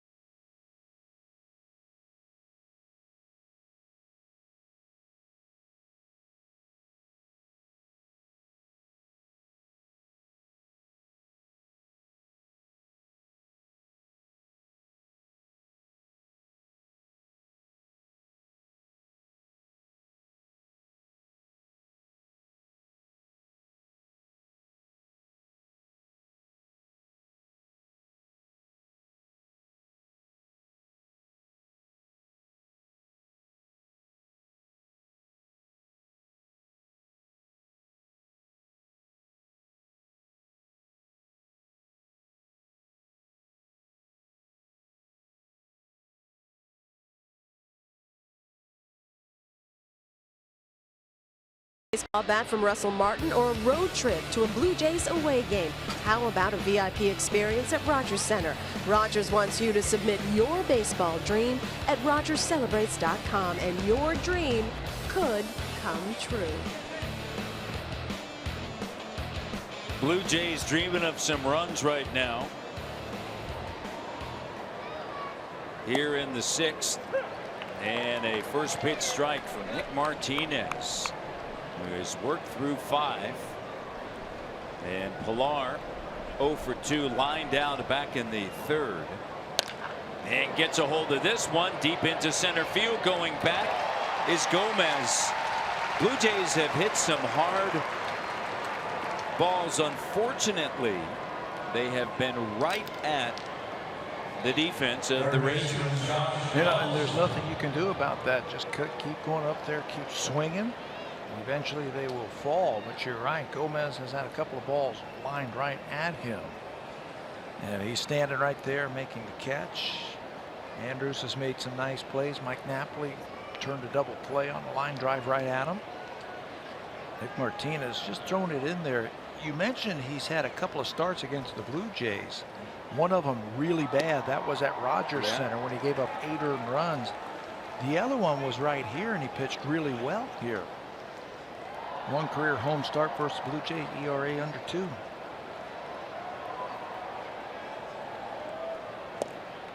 Pitch dips down and in. He was originally put into the starting rotation because of the injury to tomorrow's starter, Tyson Ross. And they have really had to do, you know, very much like the Blue Jays, they've had to do a lot of patchwork with the starting rotation here in Texas. We saw that yesterday. But good news on the horizon. Cole Hamels was supposed to throw this week. Donaldson into right field and moving over Mazzara. Again, another hard hit ball, but right at the defense. Josh Donaldson robbed. Dario Alvarez, Jeremy Jeffress warming up as Nick Martinez, who's a long reliever. You mentioned that he's been in the bullpen. He has made some starts for them, but he's also been in the bullpen because of the length that he can give them out of the pen, so he's not stretched out that far. And he's thrown 87 pitches tonight. This might be his last inning.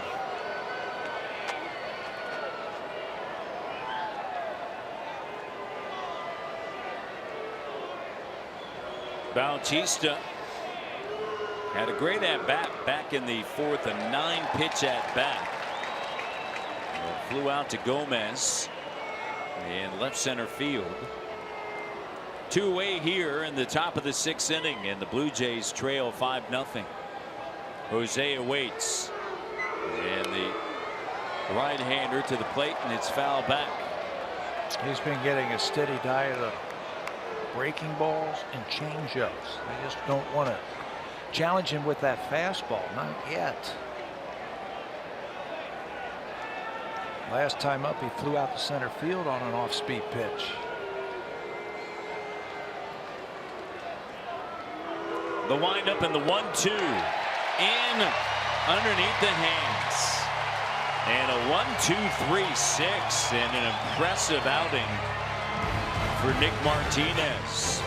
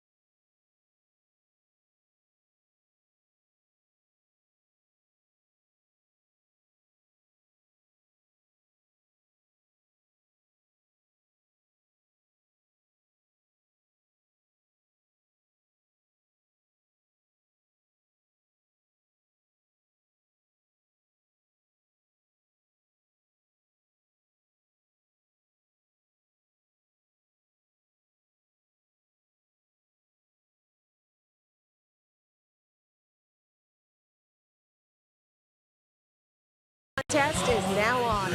Enter for your chance to cheer on the Blue Jays in New York City with WestJet. Go to bluejays.com/WestJet contest to enter. And on July 2nd, the first 20,000 in attendance will receive a Blue Jays in Canada 150 commemorative baseball presented by Rogers. Then sit back and watch your Blue Jays take on the Boston Red Sox at 1:07 p.m. For tickets, as always, visit bluejays.com. Matt. Hazel, we travel now to the 6th, the home half of it. And for the Blue Jays, they understand the importance of this 7-game road trip, and you return home and see Baltimore, Boston, then on the road against the Yankees in the Bronx, and then back home against the Astros. Campos deals to Rougned Odor, who singled back at the bottom of inning number 1 and came around to score. And then first pitch swinging in the 4th and grounded out 1-5-3. Campos to the plate and a swing and a miss. He doesn't get cheated up there. He's got that big bat. He stands off the plate and he's looking to hook a lot of balls to right field. Campos is going to try and keep that ball away from Rougned Odor. 30 home runs last year for a second baseman. 12 this season as the pitch is down and in. He is just 4 for his last 19 over the last 5 games since hitting a pair of home runs last Tuesday down in Houston.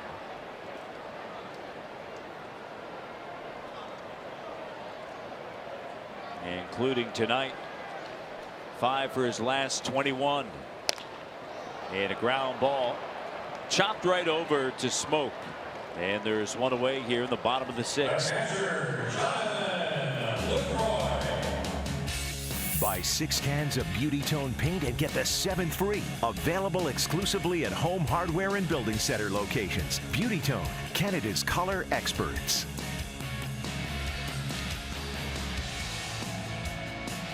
Tuesday night here in Arlington, and Tulowitzki and Campos, and Tulowitzki calling Martin out. He's calling George Poulos out. Yeah. I wonder if Campos did something on that move towards first base. It looked like it. Joy Tulowitzki is always aware of what's happening out on that field, and he noticed right away something happened to Campos when he broke to first base on that ground ball off the bat of Odor. Let's see if we can see something here as he breaks. And then breaks it down, and then something happened to him on his way over to first base. I'm not sure he's going to be able to finish this game. And it doesn't look like it. And you see him hobbling toward the dugout. And unfortunate for the Blue Jays after using 6 relievers yesterday. We talked about that earlier, and of course Joe Smith on the DL, and they bring up Campos to try to give them some innings. He's a fresh arm. Yeah, up from the minor leagues, so he's fresh. He could give you 2-3 innings. The last time he pitched for the Blue Jays was back on June the 1st, and he gave him 3 innings out of the bullpen. That's what they were hoping for tonight. It looked like Danny Barnes was getting loose, and we were in John Gibbons' office today when someone asked him about, hey, how's your bullpen for tonight after all of the relievers that you used in yesterday? And he said, barring any injury or anything unforeseen, he said, we should be okay. It looks like Jeff Beliveau starting to run in. But he said, we should be okay. We've got Barnes and we've got Tepera. Beliveau should be able to go again. We've got Campos. But unfortunately, Liriano goes 4 2/3 innings. Campos has to leave with an injury. Now they got to get 2 or 3 more innings from their relief corps tonight. Beliveau worked the 8th and picked up the win in the first game of this 4-game set. And you see the line on Francisco Mariano, 4 2/3, 7 hits, 5 runs, 2 walks, and 3 strikeouts. 80 pitches to get through 4 2/3 innings, 7 hits and 5 earned runs. 4 of them in that first inning. Then it looked like he was starting to figure it out. He had a very good, clean 3rd inning. Faced 3 batters in the third inning, in the 2nd inning, in the 4th inning, and then in the 5th inning, home run and a couple of walks, and then he had to leave the ball game. Left-hander is on, and we'll take a break here. And the bottom of the 6th inning with the Texas Rangers on top, 5-0.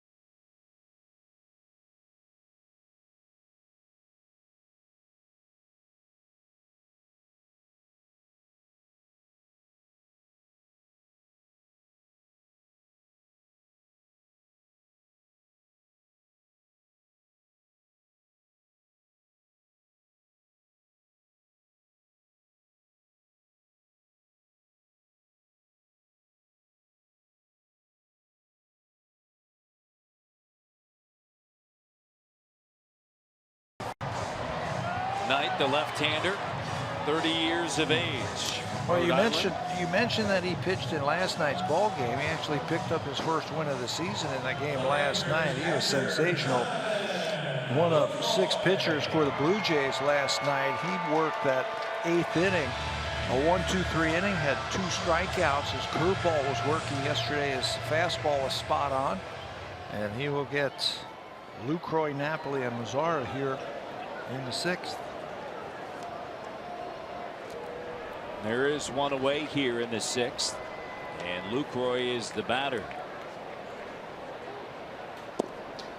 And the pitch is in there for a strike. And you're talking about Gibby before the game and the conversation about his bullpen after 6 were used out of the pen last night, and they retired 14 consecutive. I mean, what a great job by the bullpen last night for the Blue Jays. And he said, look, you know, the bullpen is so important. He said, in a heavy workload, well, sometimes it's going to catch up with you. And here it is.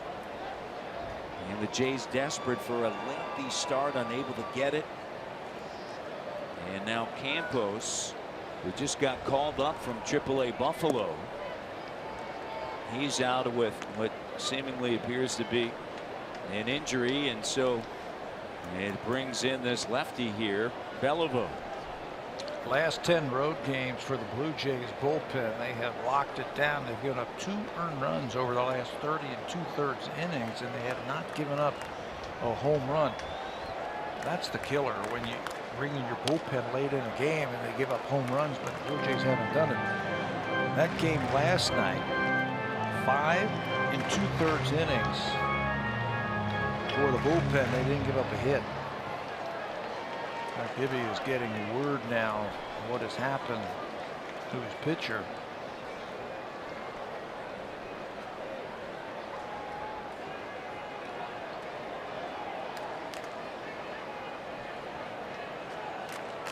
Lucroy awaits a 2-2. And the lefty deals and the count now full.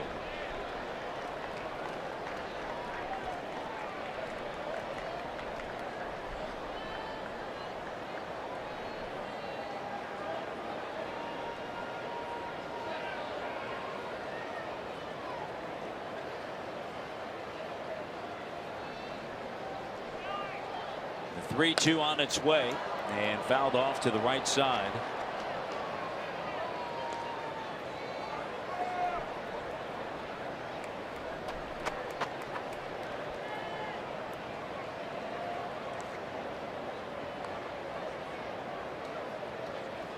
Lucroy back in the bottom of the first inning.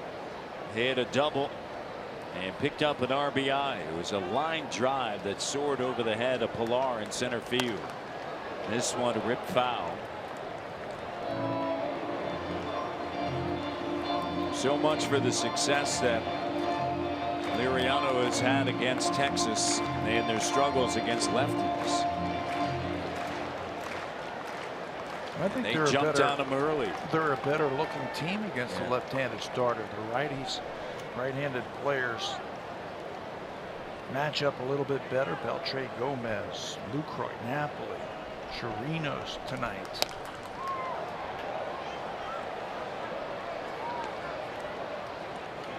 At American League West, you have Houston on top, 47-24. Then the Angels and Texas, Seattle and Oakland.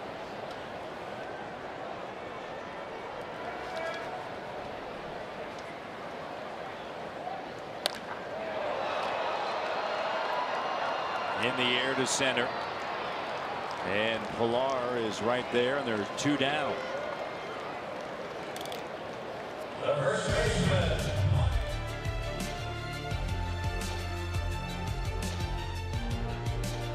Blue Jays baseball partnership. It may not be reproduced or retransmitted in any form, in the accounts and descriptions of this game may not be disseminated without the express written consent of Rogers. Blue Jays baseball partnership.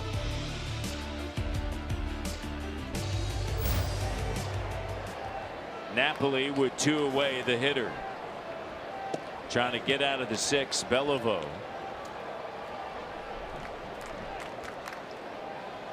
Coming in for Campos, who had to leave early.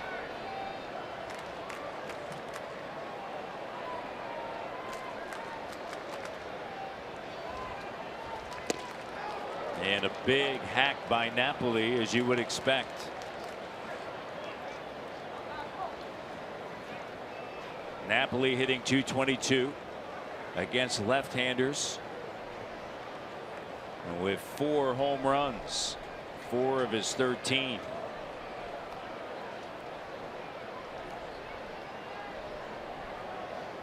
And the 1-1 on its way, and this one driven into the upper deck, but foul. And it bounces around. Told you, he doesn't get cheated either. No, he's very, you know, at the plate, he's got a great strike zone awareness. He has faced Beliveau in the past. He's 1-for-1 against him, so he knows what the left-hander features. Might be a little bit more of a free swinger versus with a lefty on the mound. And swinging there and striking out. It's a 1-2-3 inning. Campos got Odor, and then coming into Bellevue to get Lucroy and Napoli.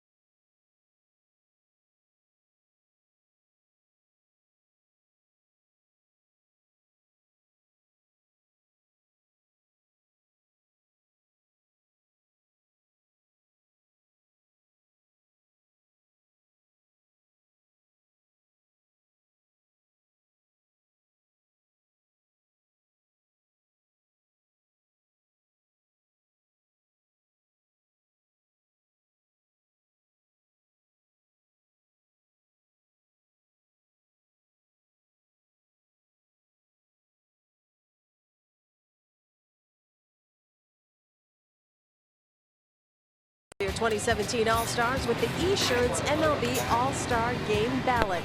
Vote at BlueJays.com/vote and catch all of the excitement of the 88th MLB All-Star Game presented by MasterCard. That's July 11th, live here on Sportsnet. Matt. We'll see Justin Smoke here in the top of the 7th inning. Certainly deserving. Morales is the hitter. He doubled and was stranded at third back in the 2nd inning.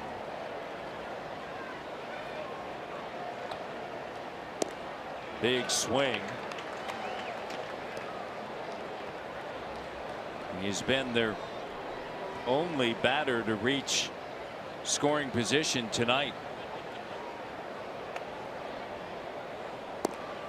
And another swing and a miss. Lots of slow curveballs that he's been getting from pitchers now. Martinez, he looks like he's getting stronger as this game goes along. He's rolling along now as this one is fouled back. Morales over the last 2 years in Kansas City, and of course we'll see them later on in this 7-game road trip. Hit .324 with runners in scoring position and produced 151 RBIs in those spots, tying Edwin Encarnacion for the 3rd highest total in baseball over the last 2 seasons. Extremely productive in that situation. Of course, scuffling a little bit this year in that spot up until last night. Still has 15 home runs and 42 driven in coming into this game. Here's the 1-2, and the pitch is down and away. 1 for 2 tonight. Leclerc, we saw Leclerc last night. He's warming up.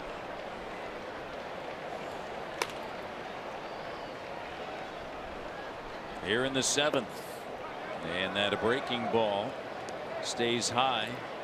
And see how far Jeff Bannister will allow Nick Martinez to work here in the 7th inning. His season high for pitches in a game is 101. He did that back on May the 3rd. That was at Houston. Into right field, and there's one away. Justin Smoke stepping into the box. He told me earlier that he's got a better mindset and clearer head when he's at the plate this season. Not trying to do too much, not overreacting if he felt he didn't have it that day. He told me before this season he would step into the box, think about where his hands were, where his weight was, how quiet he needed to be at the plate, instead of just concentrating against the guy on the mound. There is such a thing, Matt, he told me, of just a little too much thinking there in the box. Yeah, sometimes, right? Keep it simple. Analysis. Paralysis by analysis. Becomes paralysis Yeah. if you overthink things so many times. That happens to everybody. You know, it's not just Smokey. You know, you stand to that batter's box and there's so much information out there now about the pitcher, about you, and you've studied your swing and you're trying different things. That's the last thing you want to think about is where's your hand, where's my feet, how's my stride. All of that should take place during batting practice during the day, either in the cage or out on the field. You can't hit a 90-mile-an-hour fastball when you're thinking about where your hands are. So you want to try and keep it as simple as possible. Shut everything off in your mind except concentrating on that baseball, and that's happened for him this year. We saw him in spring training, and he looked like a different hitter in spring training. A lot more balanced. There's that slow curveball again, and he holds up. He's balanced at the plate. He's not stepping towards the plate and locking himself up like we saw last year. And when you watch him swing now, he seems very still. His head barely moves. That helps him to pick up the baseball a little bit longer. Takes a walk there. So a 1-out walk here in the 7th. And that appears to be it for Martinez. He's going to be his 3rd walk. And Jeff Bannister making his way out to the mound, and he's going to bring in Leclerc here. 6 1/3. And a runner at first, his responsibility, and a nice outing and a tip to the cap.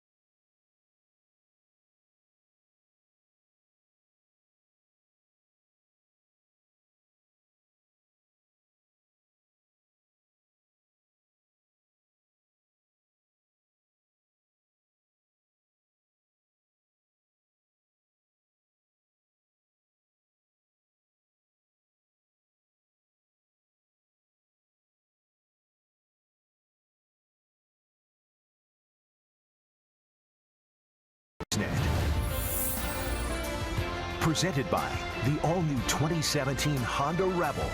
Live your life. Love your ride.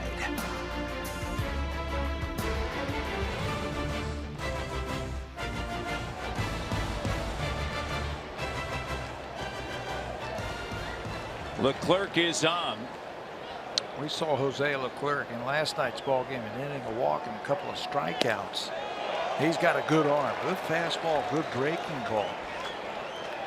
17 games this year. What's interesting about that, he has a strikeout, at least one strikeout in each one of those appearances. 32 on the season to go along with just 9 base on balls. A 152 batting average against, 6th best in the American League. Got some good stuff. Showed a sharp breaking ball last night.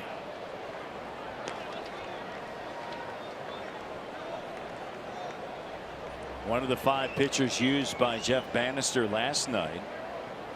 Leclerc handed it over to Matt Bush, and you know the outcome.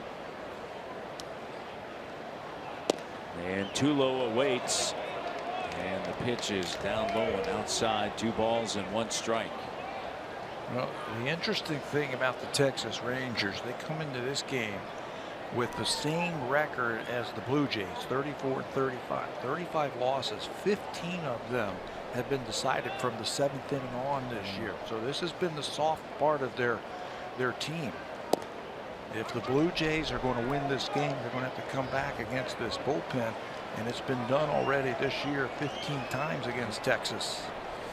Well, they're trying to figure out, who's going to close for them. A lot of questions out there. I'm convinced that if you're going to build your bullpen, you better have a lot of strikeout throwers towards the back end of that bullpen. The 3-1, and it's a walk. So a couple of walks, and let's send it to Jamie.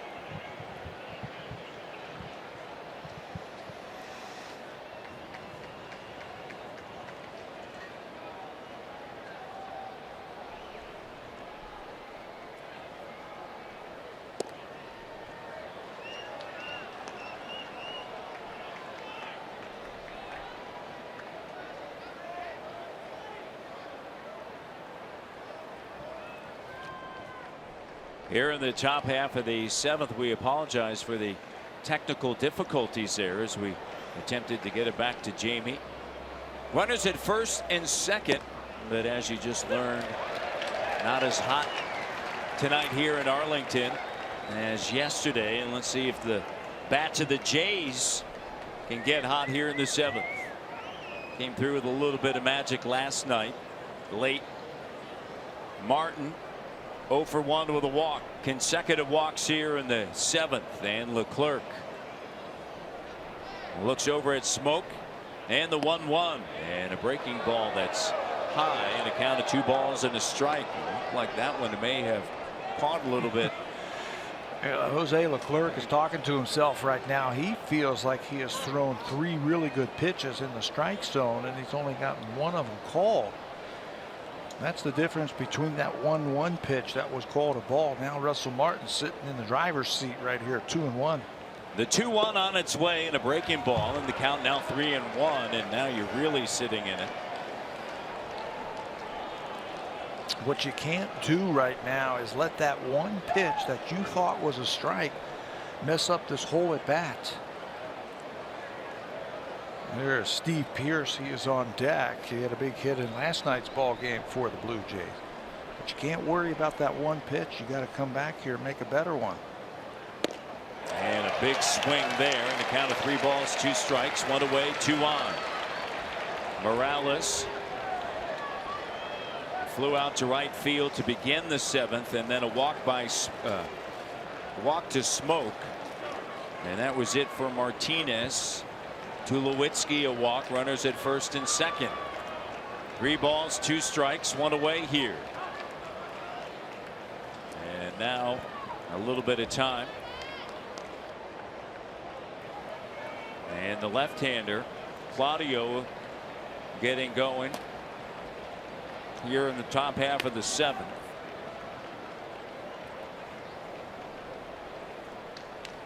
The 3-2 on its way, and 3 consecutive walks by 2 pitchers. And let's check in with Jamie, see if this one works out. Jamie? Now batting left fielder Steve Pearce.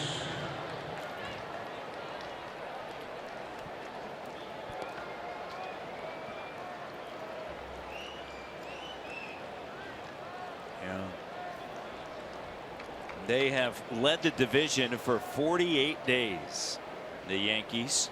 You have Boston right there, a half game back. That West Coast wasn't very kind to the Yankees, was it? Lost all 6 of those games out west. Lose it again tonight. 11 pitches from Jose Leclerc. He was great in last night's game. An inning and a couple of strikeouts. Hasn't found the strike zone yet. Well, the Jays could be in business here, and they haven't had a base hit yet. Last night, a bases clearing double for Pierce. Can he do it again here and get the Jays back in it? Check swing foul. Smoke at third. He walked with one out. Tulowitzki walked, facing Leclerc. And Martin over at first base just walked. Pierce hitless tonight. Leclerc has his sign. And with the bases loaded, the 0-1, and it's chopped foul right over Goins, who's on the on-deck circle. Outfield straight away for Pierce. There's Smoke at third. Tulowitzki, he also walked. He's at second, and Martin with a lead at first. Double play depth through the middle. There's one away here in the seventh, and Pierce stays alive as he fights that one off. He's got a couple of pitches to hit, a couple of backup sliders right there from Leclerc, and he's fouled them off, keeping the at bat alive. Blue Jays have had 4 grand slams this year. Ryan Goins has one, Kendrys Morales, Devin Travis, and Troy Tulowitzki. Number 5 would look really sweet. Pierce has 5 home runs on the season. Leclerc to the plate, swung on and driven down the line in left field toward the foul pole, and it is just foul. And Pierce said, man, wow. Pat Tabler just mentioned it. Wow, that one was so close down the left field line. John Gibbons is going to come out to maybe ask to take a look at this one. It's a hanging breaking ball. He stays back on it. He's trying to keep that thing fair. Push it fair, back fair. His reaction right there says that it's foul. Doesn't look like you lose it there. Out of your sight, as if it went behind the yellow foul pole.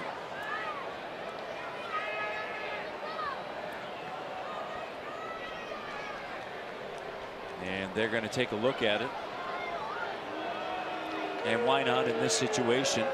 Hey, it could be 4 runs for the Blue Jays on one swing. Absolutely. See if we can get another look at it.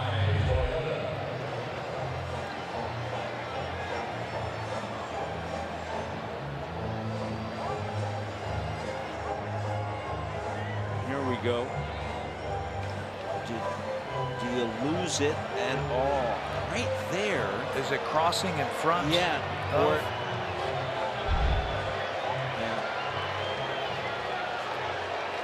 it's foul.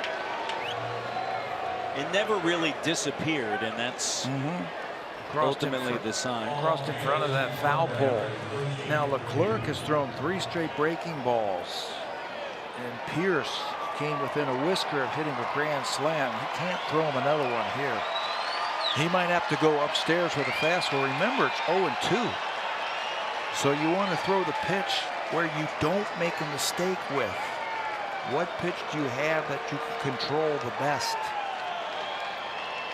Bases are full of Jays in the 0-2. And right at Louis Rivera, the third base coach. Don't rub it. He's got to position himself for the runner at second base in case there's a base hit into the outfield. So he's got to come down that line with the batter at the plate. He's halfway to home plate. And very close to Pierce. You see where he is positioned. The 0-2.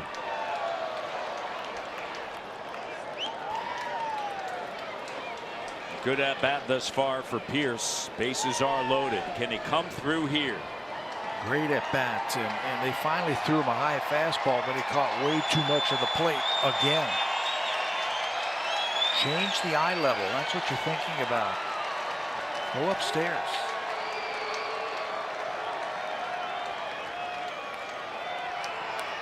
Oh-2. Hanging breaking ball. Yeah. I'll tell you, Steve's had some pitches to hit in this at bat. 3 consecutive walks by 2 pitchers. Martinez walked Smoke, and then Leclerc into relief. Walked Tulowitzki, and then Martin. Pierce with the bases loaded in the top of the 7th. The 0-2 on its way, and he doesn't go after it. And the count 1-2. And now a meeting on the mound. That was initiated by Elvis Andrus just to make sure he knows what the sign is that Lucroy is working with Leclerc so he can set his defense.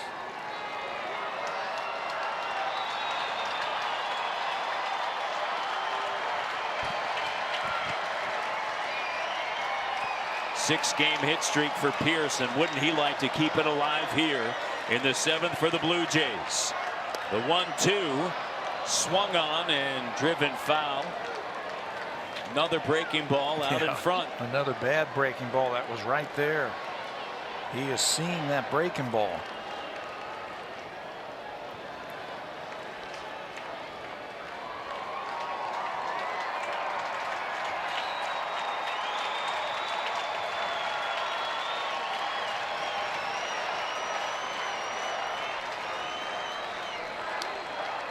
The 1-2, fastball up, popped up. Lucroy is going to run out of room as it takes a big bounce. And the Yu Darvish fan ends up with a souvenir.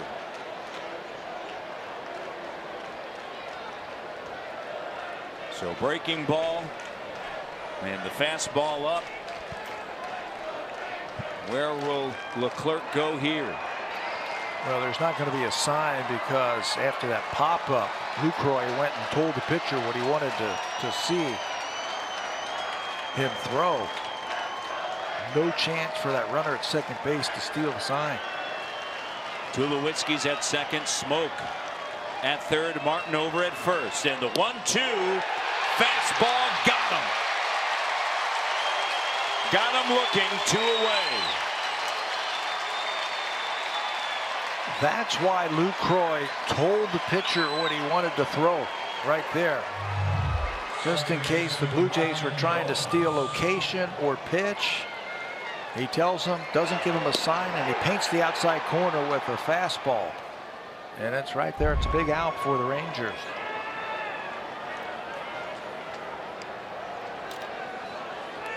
Two outs. Ryan Goins came through last night in the top of the 9th with a leadoff double and later scored. Can he come through here as he drives this one into left field? He does. Smoke will score station to station. And it's 5-1. And a base hit for Goins and an RBI. He's got 24 now.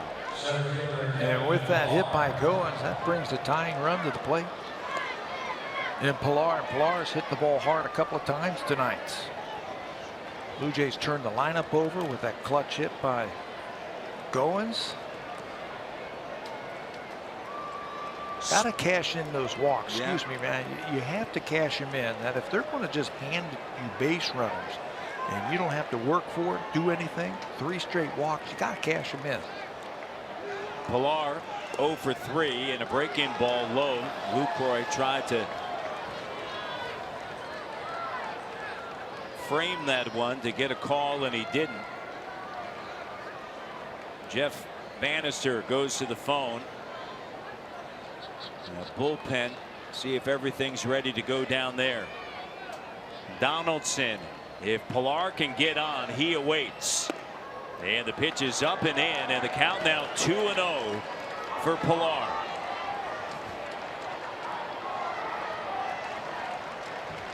Tulowitzki at third. He walked. Martin's at second. Goins is at first. The responsibility of Leclerc. You can close the book on Nick Martinez after 6 1/3. Smoke was his responsibility, and waving at the breaking ball is Pilar. He likes that breaking ball. Leclerc. He's got a good one.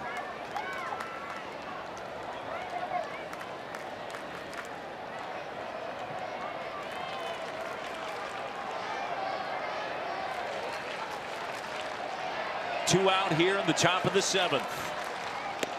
Fastball. A little bit of extra. 2-2 now the count.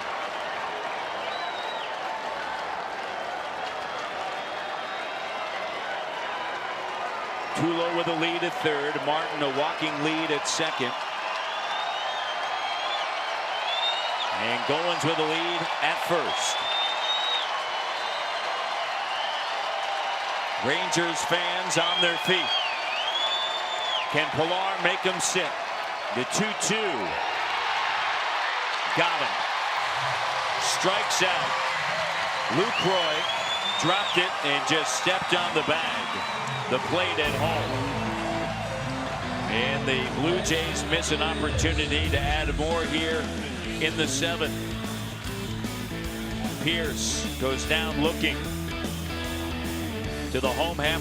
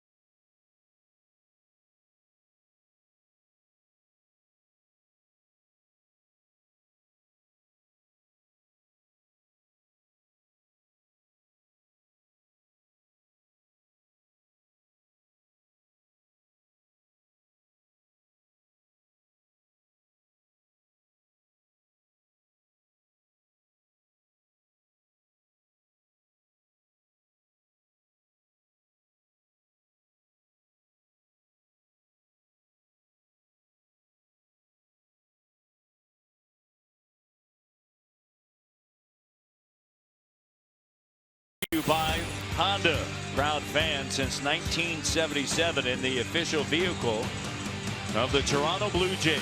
Nomar Mazara hit 20 home runs last season for the Texas Rangers, the 4th Rangers rookie ever to hit 20 home runs. Well, with this swing tonight by Mazara, and he did this in the 5th inning, he hit his 10th home run. He's halfway there again this season. His 10th home run of the season, tonight's drive of the game, and Mazara will lead off the 7th inning.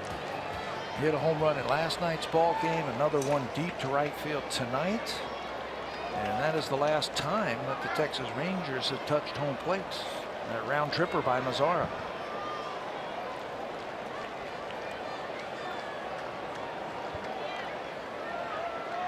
Mazara, Chirinos, and then DeShields.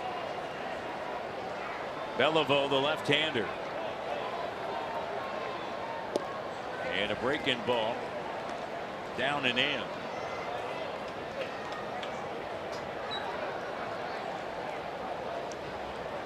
Mazara, 280, 10 home runs, and 46 runs driven in. At a wide open stance. And the count now evens.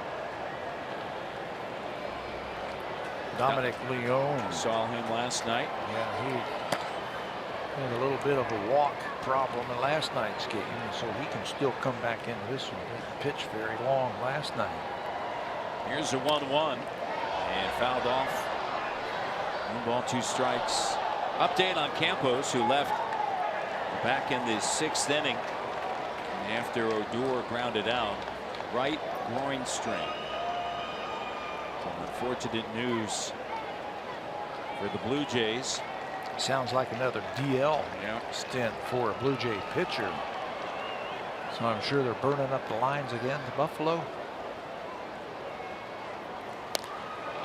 In the air to left field, going back, settling underneath it, and Pierce has it, and there's one away here in the bottom of the 7th inning. You know, that was another thing that John Gibbons was asked about, the weather here and how you keep players fresh, and what he's going to do with some of his older players in this 4-game series in the heat in Texas. And he said, well, you got to keep the fluids in them.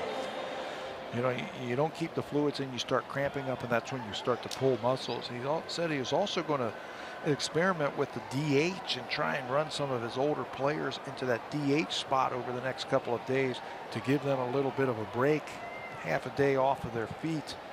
Thursday's going to be really interesting, the day game here. Because of the heat that is expected. Unfortunately, if you're going to run, let's say, a Josh Donaldson, you want to get him off of his feet and you're going to have him DH. Unfortunately, either Morales or Smoke have to sit down because they can't both play. High in the air into shallow left field, and racing in is Pierce, and there's 2 down here in the 7th. And the lefty has seen 4, and he's retired 4, and back to the top of the order. And Delino Shields here in the bottom of the 7th. Blue Jays picked up a run in the top of the 7th inning, and certainly opportunity, and was there for more, but unfortunately able to pick up any more runs there in the top of the 7th.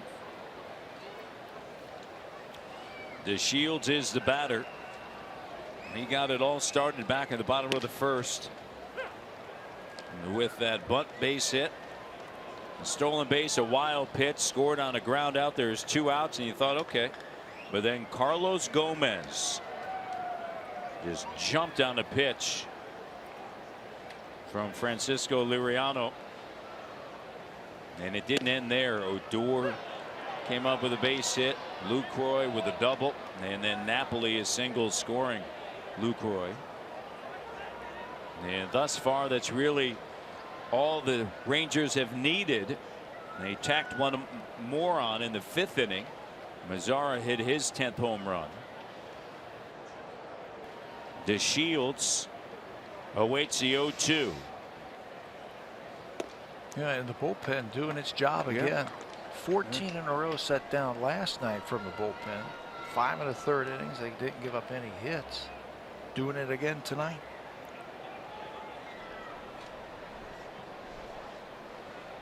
$20 in a row set down by the bullpen last night and tonight combined.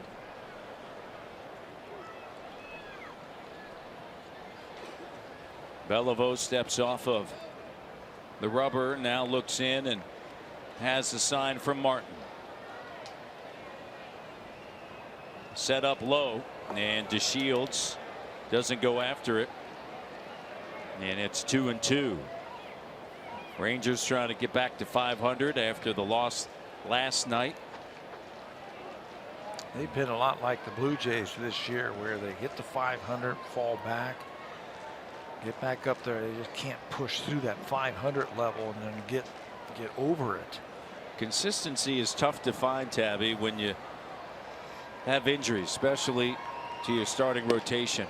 And Beliveau strikes out DeShields, and it's a 1-2-3 inning through 7. 5-1 Rangers.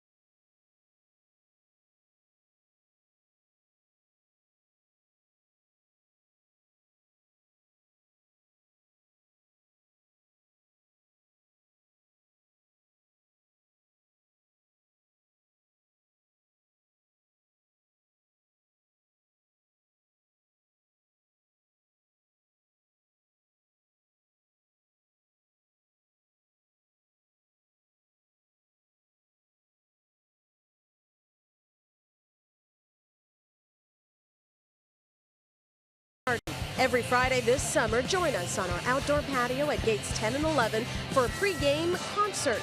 This year's lineup includes Bros on July 7th, Deer Rouge on the 28th, DJ Showcase featuring Jed Harper, DJ Deluxe and your boy Brian on August 11th, and High Valley on August 25th. The patio opens at 4:30, so get your tickets at bluejays.com. Here in the 8th inning, it's going to be Donaldson to Bautista and Morales. And a new pitcher on for the Rangers. Blue Jays really worked over Jose Leclerc last inning. He only threw 2/3 of an inning, but it took him 28 pitches to do that. So Jeff Bannister's going to go back to his bullpen. He's going to bring out the former Jay, Jeremy Jeffress. 30 games this season for Jeffress. Right-handers and lefties both hitting very hard. They wanted to bring a little bit more power into the game. He's got a great fastball and a great curveball. Problem, though, at times he loses control and can walk the ballpark. They want to bring a little bit more of a power arm to face the middle of this lineup of the Blue Jays. So Jeffress gets the call here in the 8th. He's been scored upon. He's been scoreless in 5 of his last 6 outings. And Josh Donaldson knows all about Jeffress as he takes a couple of pitches out of the strike zone. 2-0 now the count to Donaldson. Donaldson 1 for 3 tonight. Jeffress comes set, and the 2-0 is chopped to the shortstop and throws it over to first base. And the boos ring out, and you know what that means.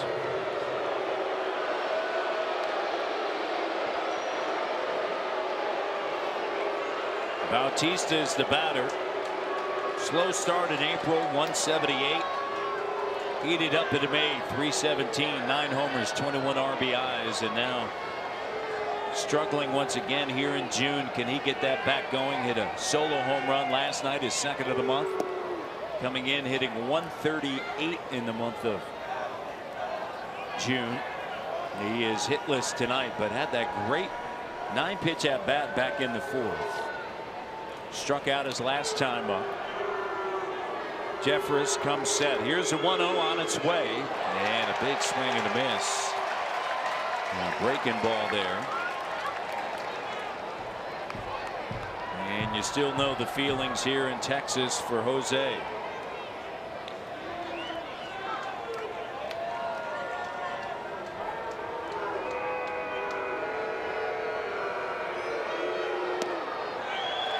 Fastball poured in there at 97. Yeah, there's the big fastball from Jeffress at 97. Jose's got a reached base safely in 12 straight road games versus the Rangers on the line, possibly in this at bat here against Jeffress. Jose is 0 for 3 tonight. The 1-2 on its way. Breaking ball, strike 3 looking. And Morales will be the hitter on his birthday. 1 for 3 and a double back in the 2nd, a leadoff double. This is just a nasty pitch from Jeffress. Breaking ball right on the outside corner. Not much that Bautista can do with that pitch. He spins it and paints it for the out.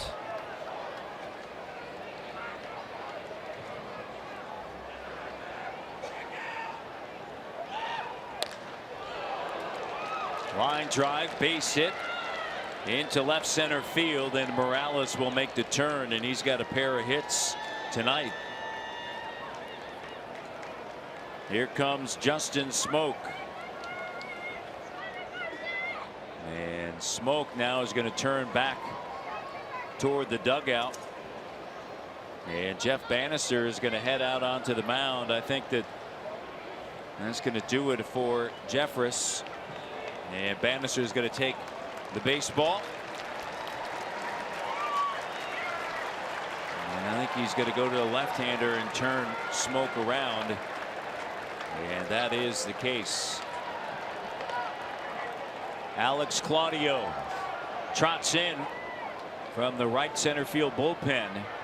And he'll take over here in the 8th inning. And Smoke will bat for the right from the right side as we take a break, and we'll return right after this.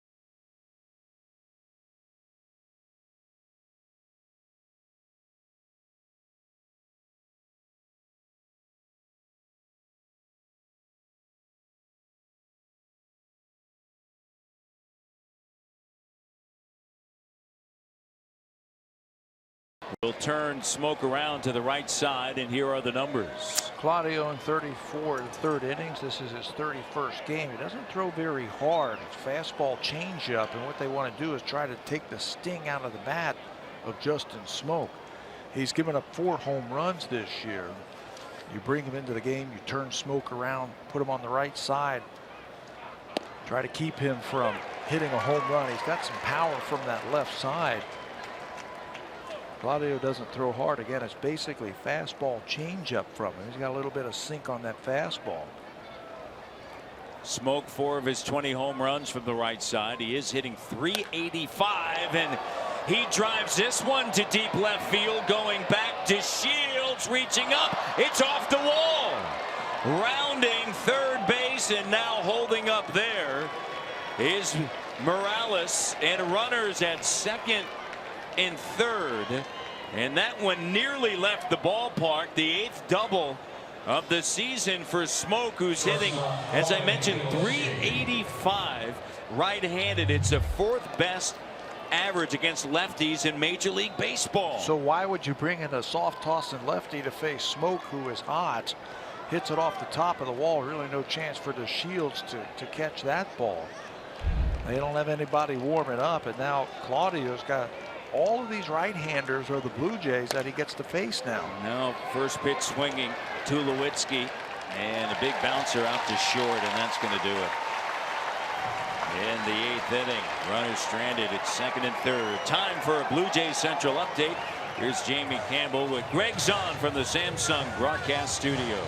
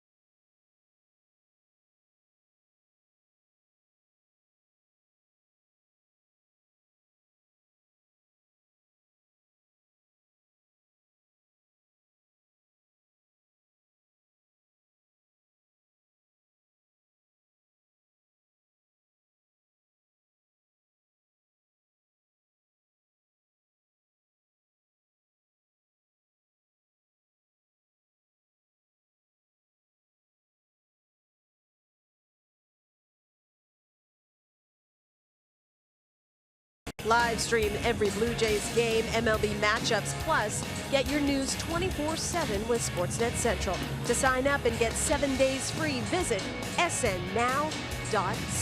Let's head back to the booth. Matt Devlin and Pat Tabler. Gentlemen. Thank you, Hazel. And here in the bottom of the 8th inning, Dominic Leone comes in, and he's going to be the 4th pitcher used by John Gibbons. Dominic pitched in last night's ball game, one of 5 relievers that the Blue Jays used, and he got the first 2 batters out that he faced last night and then lost the plate. Walked 3 straight batters, uncorked a wild pitch, and then he was out. So he's got a fresh arm. Righties are hitting 197 against him this year. His fastball's been good.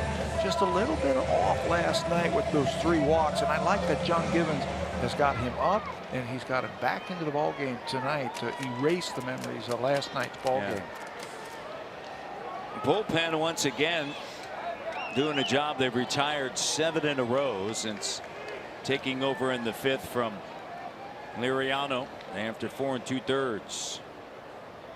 Andrews, broken bat, right side, scooped up. Goins on the run, and there's one away here in the bottom of the 8th. Beltre makes his way now to the batter's box. Andrews talking to himself. Shows the kind of arm that Dominic Leone has. I think he broke his bat on that one. Jammed up the batter right on the inside part, right on his hands.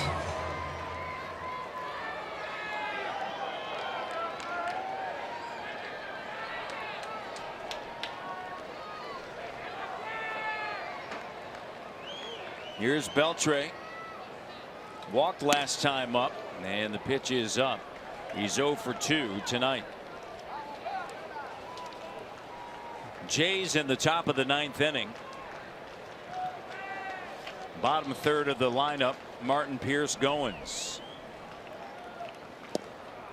If anybody gets on, then back to the top of the order as Beltre swings through that pitch. It would be Pilar. Down 5-1. Can the Jays do it on consecutive nights?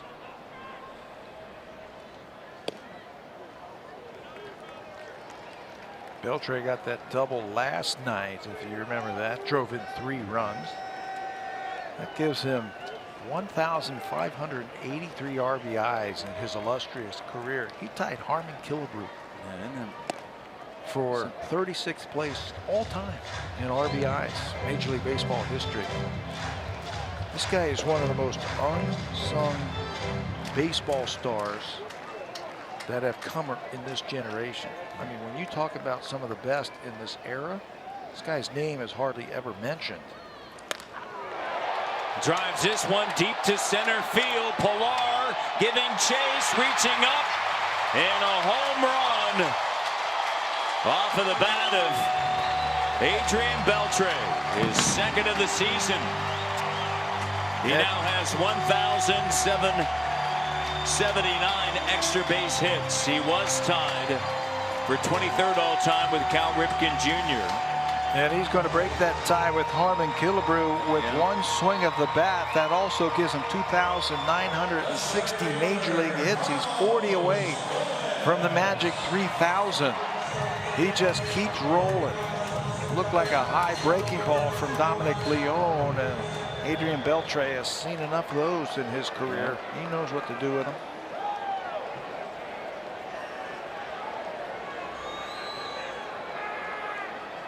$2,960 hits. There's the breaking ball. It stays up about letter high, and you can see Beltre is still limping a little bit. Remember his first at bat, he fouled a ball off the top of his foot, but he's playing 9 innings tonight. Gomez fouls that one back. What a career for Beltre, and there are the active hit leaders. 2,960. He is 40 away from the great Roberto Clemente and the magic 3,000. 2 down here in the bottom of the 8th inning.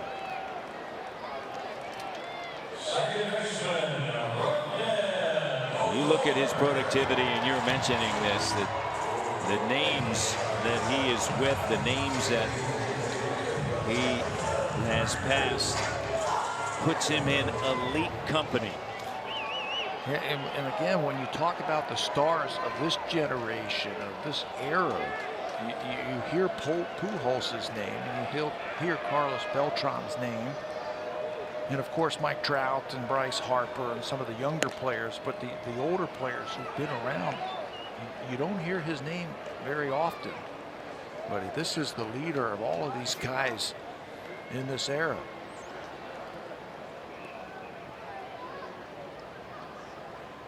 Throwing 5 Gold Gloves over there at third base. It's been a great fit for him here in Texas. 38 years of age. Odor high in the air, right side.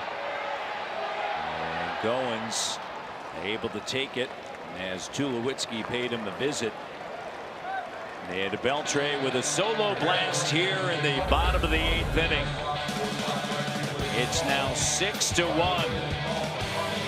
Jays coming up in the 9th.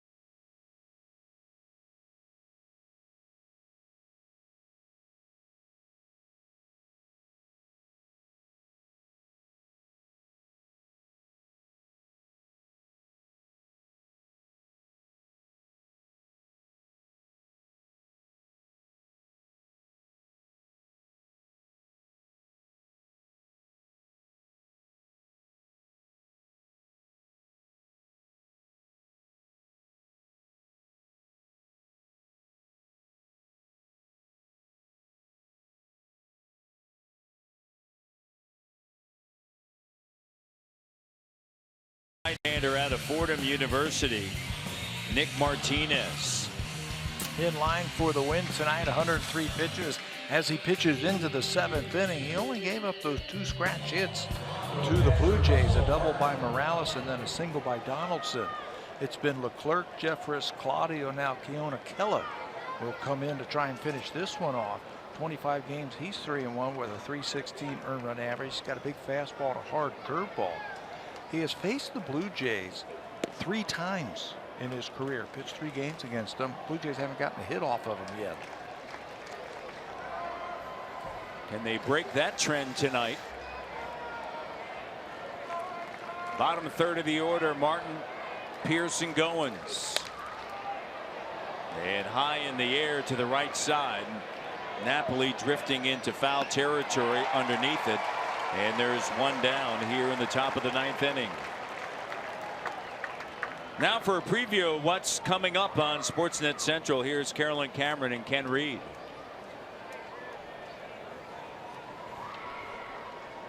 Outfielder Steve Pierce.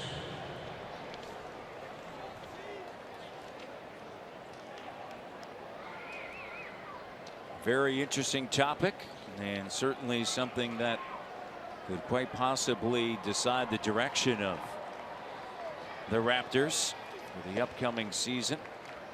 Pierce takes a look at a breaking ball.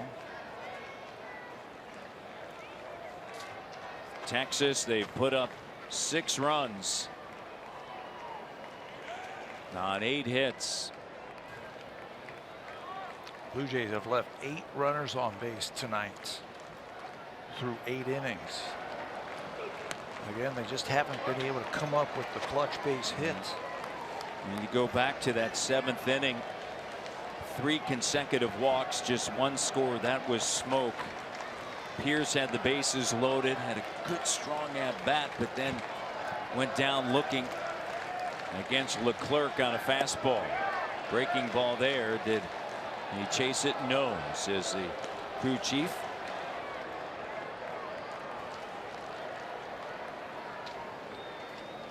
Game 3 tomorrow.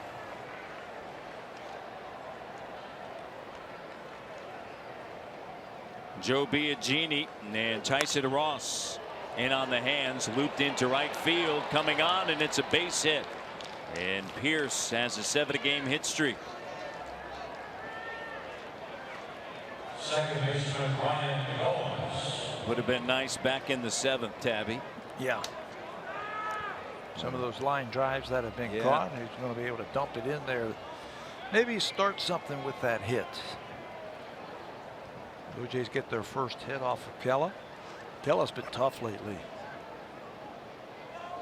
Got that opponent's batting average down to 136, 4th best in the American League. He's basically a 2-pitch pitcher. Fastball, curveball. Everything is hard. He's allowed just 3 earned runs, 2 solo home runs, and 17 innings pitched in the last 15 games to drop his ERA from 6.23 down to 3.16. Goins a base hit and an RBI. That was back in the 7th. And the pitch is high, and the count 2-0 now to Ryan Goins.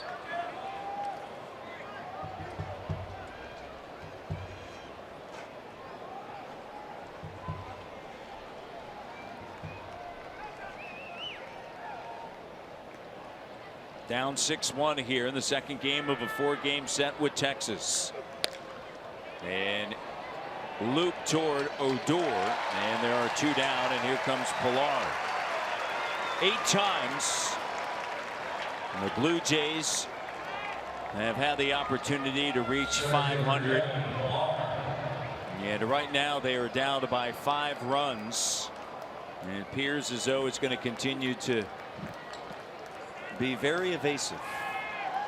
They get close, but they just can't get over the hump. They fall back to, if they lose this one, 2 games below 500. Breaking ball down and in.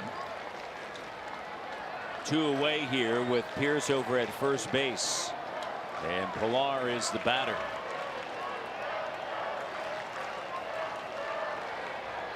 Right-hander comes set, and Kela deals, and off of the glove of Lucroy, and headed down to second to base is Pierce.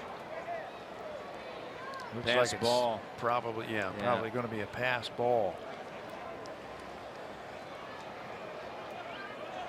Pass ball it is.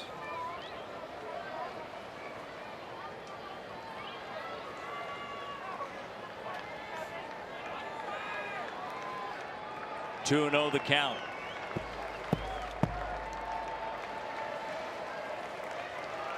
Pilar. Fastball in there, a strike. 98. He's got a great arm. He'll come right after you as a hitter. Look for one or the other. Fastball, curveball.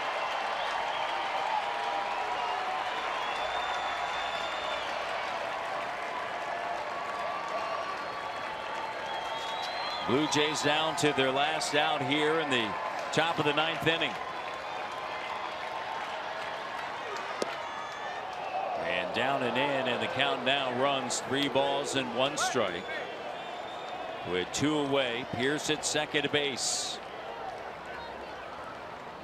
Donaldson is on deck.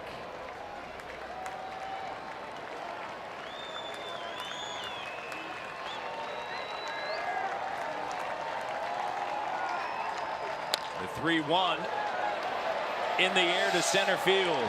Gomez is able to handle it, and that's going to do it. And the Rangers come away, Tabby, with the victory. Francisco Liriano started for the Blue Jays, could not get out of the 5th inning. He was charged with 5 runs. First inning did him in. 4 big runs for the Rangers. The rest of the pitching staff, Martinez and 4 relievers, made it hold up, and the Blue Jays fall 2 games below 500 again. And they got a chance to lead Texas now if they win the next 2 games with a 500 record. Texas comes away with a win, 6-1 over the Blue Jays. And it's time now for Sportsnet Central with Carolyn Cameron and Ken Reed.